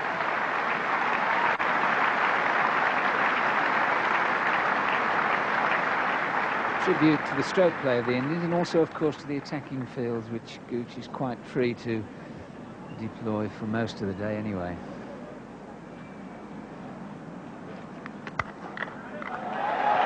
Well, that'll be 4 more. Devon Malcolm really hasn't clicked this morning. No real rhythm. He got the wicket, but he's certainly not been at his best. Oh, beautiful ball. Really was a fine delivery. Fine delivery indeed. Pitching on the off stump, Azhar had to play at it. Moved a little away. Very good delivery indeed. From the Indian point of view, Azhar was lucky not to get an edge.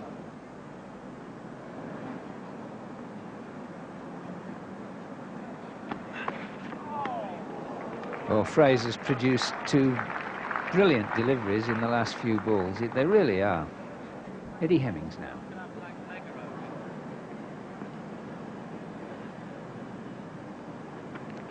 That one turned quite sharply.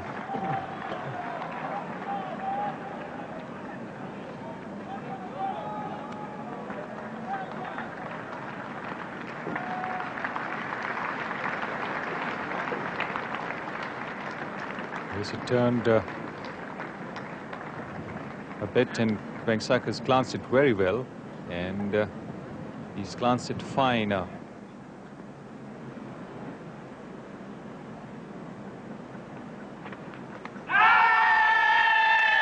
Given him playing no stroke at all.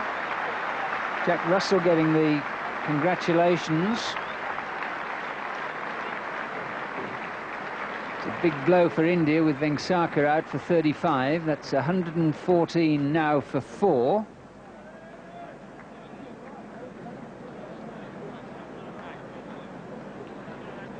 Now, Vengsarkar tried to leave this delivery alone.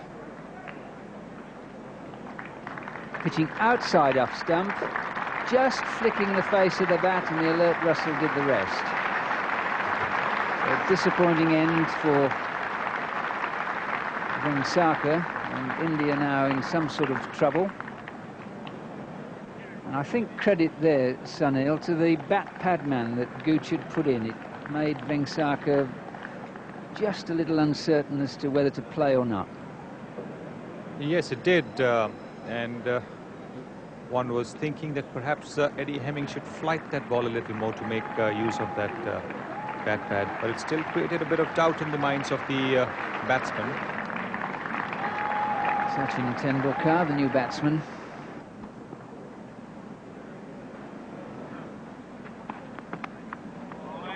Another quick ball.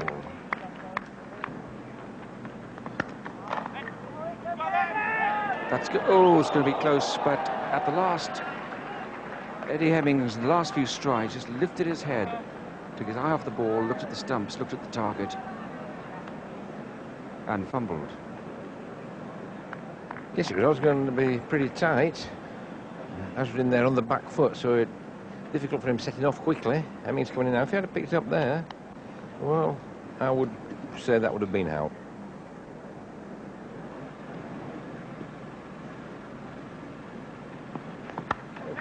Well, that's beautifully bowled. It really climbed and well played by Azhar in the end. It went downwards through the gully, vacant area there, off to third man for 4 runs. But that was a very good over by Lewis. It was hostile, varied in length. Just look at this climb on Azharuddin. Yes, unlucky not to take a wicket with that. But in the end, he played it pretty well there. It was a nasty one to keep down. It's still to be Chris Lewis.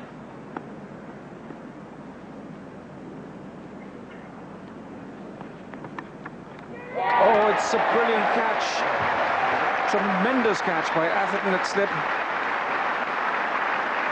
Azharuddin has gone to 37. And India's 5th wicket goes down now for 127. But what a lovely catch. He's playing to the onside, and it flew away to third slip. Well, credit to Lewis. He's certainly troubled Azharuddin in the last 2 or 3 overs, and he's never been happy against him. And then he turned him right round completely. May even gone off the back of the bat, might that.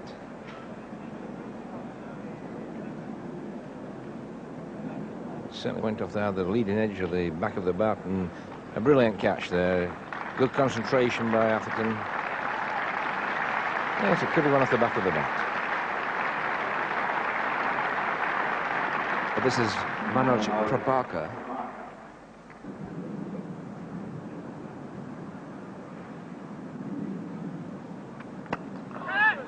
It's just over Chris Lewis. My word, that man can run. They settled for 2. It's a risky shot, that, but you can see that Prabhakar felt sort of hemmed in, and he'd lobbed one up into the close fielders off the pad, and then decided to give it a go because the fielders are in. Yes, a little bit of flight there. Prabhakar not getting to the pitch of it, just lobbing over Chris Lewis, and it'd be an interesting race between Chris Lewis and Carl Lewis, I think, where he moves out there.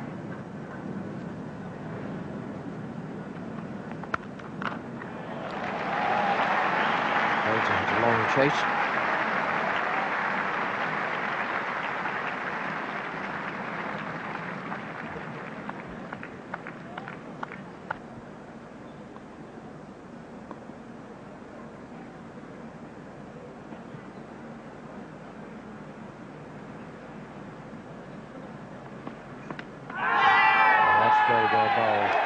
Hurt as well, I can tell you.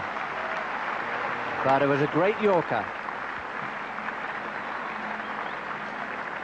quite deliberate and speared in at middle or middle and leg and collected the batsman's toe on the way through. Well, this is a great delivery. Just swings in onto the toe, right in front of the stumps. Dickie Bird, no hesitation there in giving him out LBW. It was beautifully bowled. And that looked as though it would have hit middle, and he's just a matter of, well, he's the length of a foot, however long a foot might be.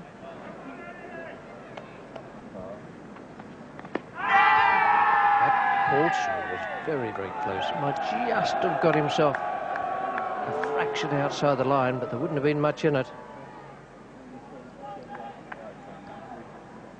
Well, another one of those in-swinging deliveries from Chris Lewis, just going down the slope.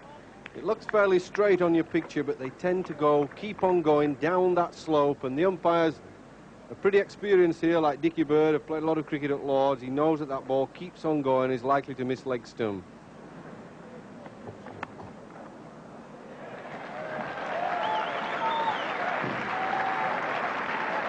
Nothing sure about that stroke. It was a thick edge. Once again, it was well bowled by Lewis.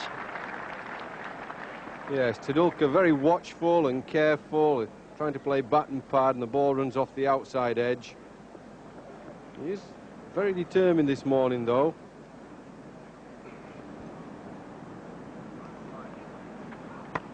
Here we are now. That's out towards Lewis and out. That ball spun, Kapildev not quite to it, and the one man in the deep, beautifully positioned by Hemmings and Gooch, and Chris Lewis took the catch. It's the first real dart at Hemmings that Kapildev's had, and it was his last one. Now India 158 for 7. Well, this one was given a lot more air by Eddie Hemmings. It beat Kapil in the flight, and a very simple catch to Chris Lewis. Wicketkeeper Kieran Murray.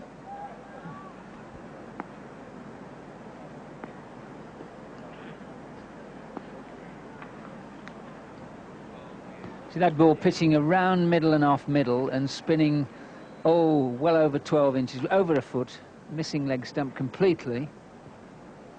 Yes, big turn there.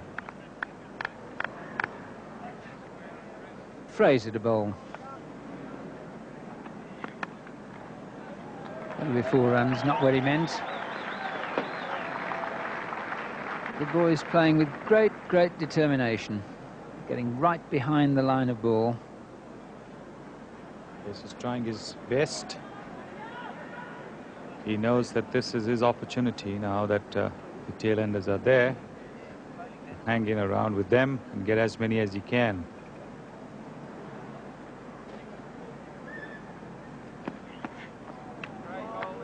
That was well bowled, and it was also well played.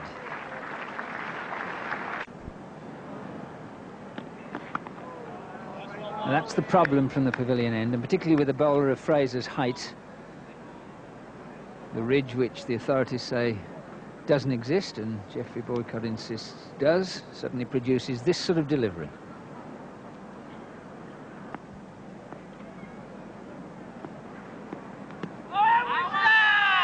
There's a big shout. Umpire Clues has a look that says no. Murray has put his left foot again and bat behind, but this one was going straight down, didn't turn at all, straight outside the off stump.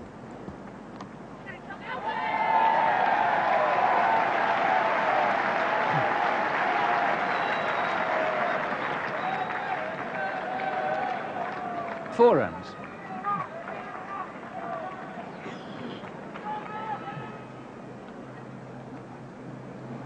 Here comes Fraser. Oh, it's a lovely shot. A real crack of the bat on the ball there. And there's no mid-off.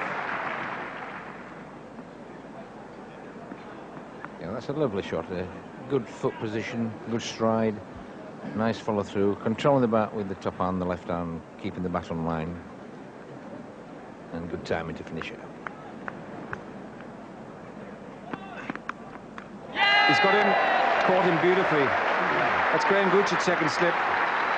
And again, that awkward bounce. You could see Sachin Tendulkar playing at and then suddenly wishing he hadn't. So he goes to 27. It's now 181 for 7. For 8. 181 for 8. Well, it's a fine piece of bowling by Fraser. Not only get that little bit of bounce, but he got just a little bit of outswing, which is just sufficient to catch the edge of the bat. Tendulkar played it pretty well. He couldn't play much different than that, but it just offered to go away just that inch or so, and then that little bit of extra bounce did the rest. Comfortable catch there for Gooch. It's got to be his match. Catches, wickets, centuries, and captain the side pretty well as well.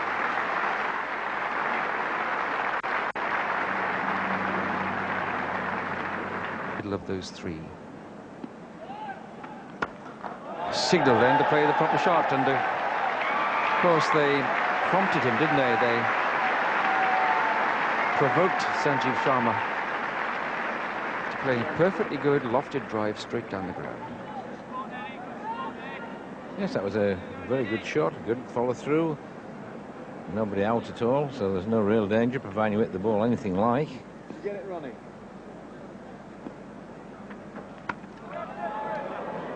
Well, he beat him in the air then, but he still followed through and seemed to hoik it to mid-wicket. Oh, fantastic. What a sprinter. What a tremendous sight just to see Carl Lewis sprinting after a ball. You see how the slip of the tongue comes? His name is Chris.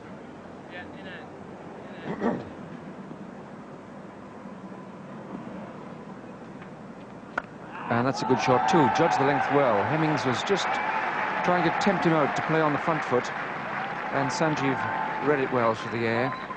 He's nicely in position. 4 runs through the covers.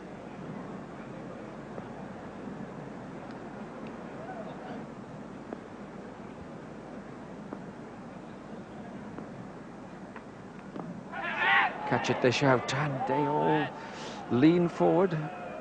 Jack Russell ran forward. Quicker one, and again, well judged, well spotted by Sanjeev Sharma. 4 more, and Eddie Hemmings, I think, is showing signs of losing patience. It's not a patient man's over that. Tried a few things, maybe too many things, and they didn't come off. You know, it's difficult when you've got fielders all around the bat and the outfield's so quick. Just a nudge and away it goes.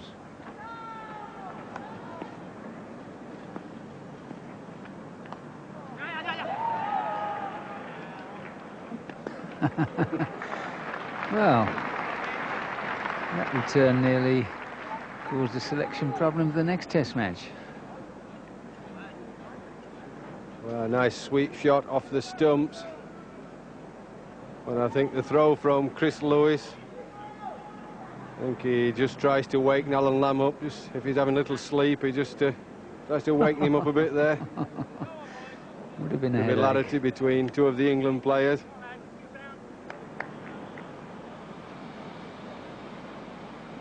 I think a ball into the ribs of the batsman, just tickle him up under the ribs and then bowl the length is the best bet.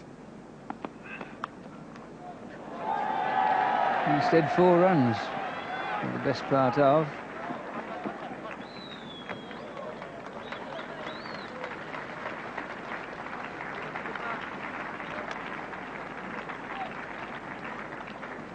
Yeah, it's just a nice length ball that doesn't bounce too high. The tail end not quite getting behind the line of the ball, gets a thick edge through the slips.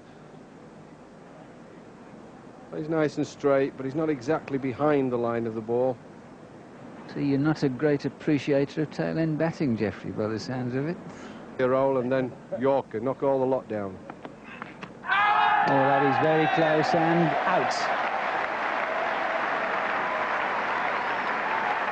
Murray seems to be indicating he thought he'd got some bat on it.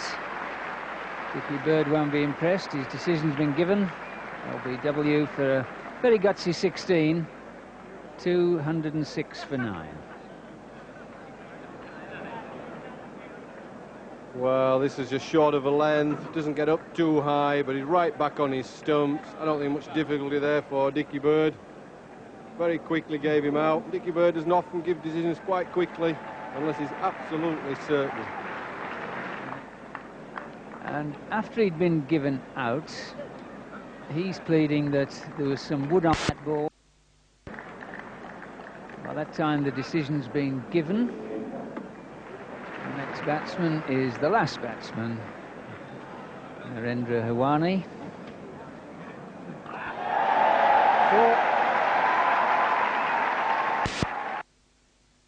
He may as well collect a few runs while he can.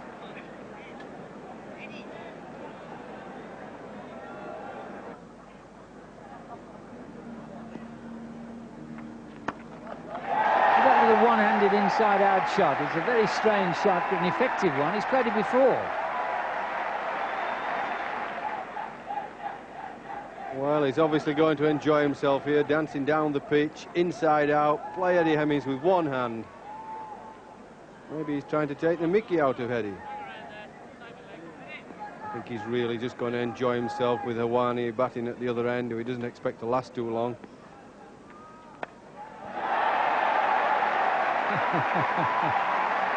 Starting and struggled to play Hemmings out on the offside at all.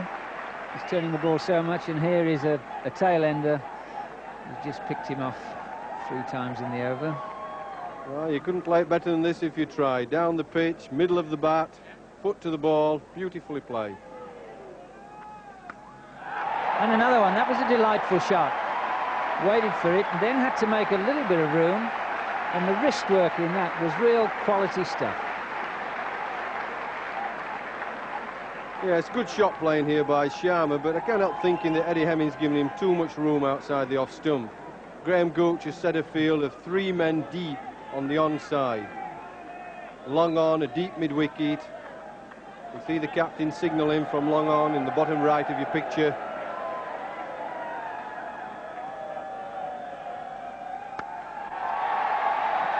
He's got the strike.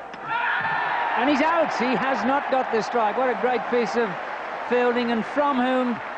Guess who? The captain finishes the match. A match in which he's done virtually everything right. Threw out Sharma. It was a wonderful throw. It's the end of the match. 247 India lose by. Well, first of all, commiserations. It's not a nice feeling losing a test match. Yeah, I know, but that's how the game is played. I mean, that's how it is, and I mean, I thought England played very well. Test matches I've ever played in, and it was played in a very attacking spirit, and the game ebbed and flowed, and there was some tremendous bowling and batting, obviously on both sides, and I'm sure that everyone who watched the game over the 5 days had tremendous enjoyment. I suppose it's just a shame one side had to lose, but you know, we're obviously pleased we won, but it was a great game to be involved in. Yeah, and Draylenworth paid tribute to Angus Fraser. Yes, he bowled very well. I mean, the wickets obviously was not that helpful for the bowlers, but he stuck to his task, and he came out with his just reward in the first innings, although he had to work hard for it. And there was a hell of a lot of boundaries hit in this match, and but to get 5 wickets out there with a number of runs is a great effort. See you next week. Tony Lewis with the 2 captains. Graham Gooch, very happy, I should imagine. Mohammad Azharuddin, not quite so happy. 224 India bowled out in their second innings, with Hawani remaining not out, no score. Today, Manjrekar out for 33, Venkata 35, Azharuddin 37, Tendulkar 27, Prabhakar 8, Kapil Dev 7, Morey 16, and Sharma a very brisk 38 towards the end before that very quick arm of Graham Gooch's did him down. 224, the bowling figures for England. I thought an outstanding effort once again from Angus Fraser. 22 over 7 maidens, 3 for 39 to go with his performance in the first innings, which also was very good. Malcolm 2 for 65, Hemmings 2 for 79, and Lewis 2 for 26. Atherton bowled 1 over, which is more than he's bowled in earlier matches in this summer. And the situation at the end of the game: England 653 for 4 and 272 for 4. India 454 and 224 all out. England won by 247 runs. And although Mohammad Azharuddin says he still thinks his decision was correct, I can't quite see how you can make a good decision to put in the opposition if then you lose by a massive figure of 247. At the presentation, Graham Gooch received the cheque for being the winning captain. He also received a beautifully framed scorecard to commemorate his 333, marvellous achievement, and so close to becoming the highest ever scorer in Test match cricket. And he was nominated as Player of the Match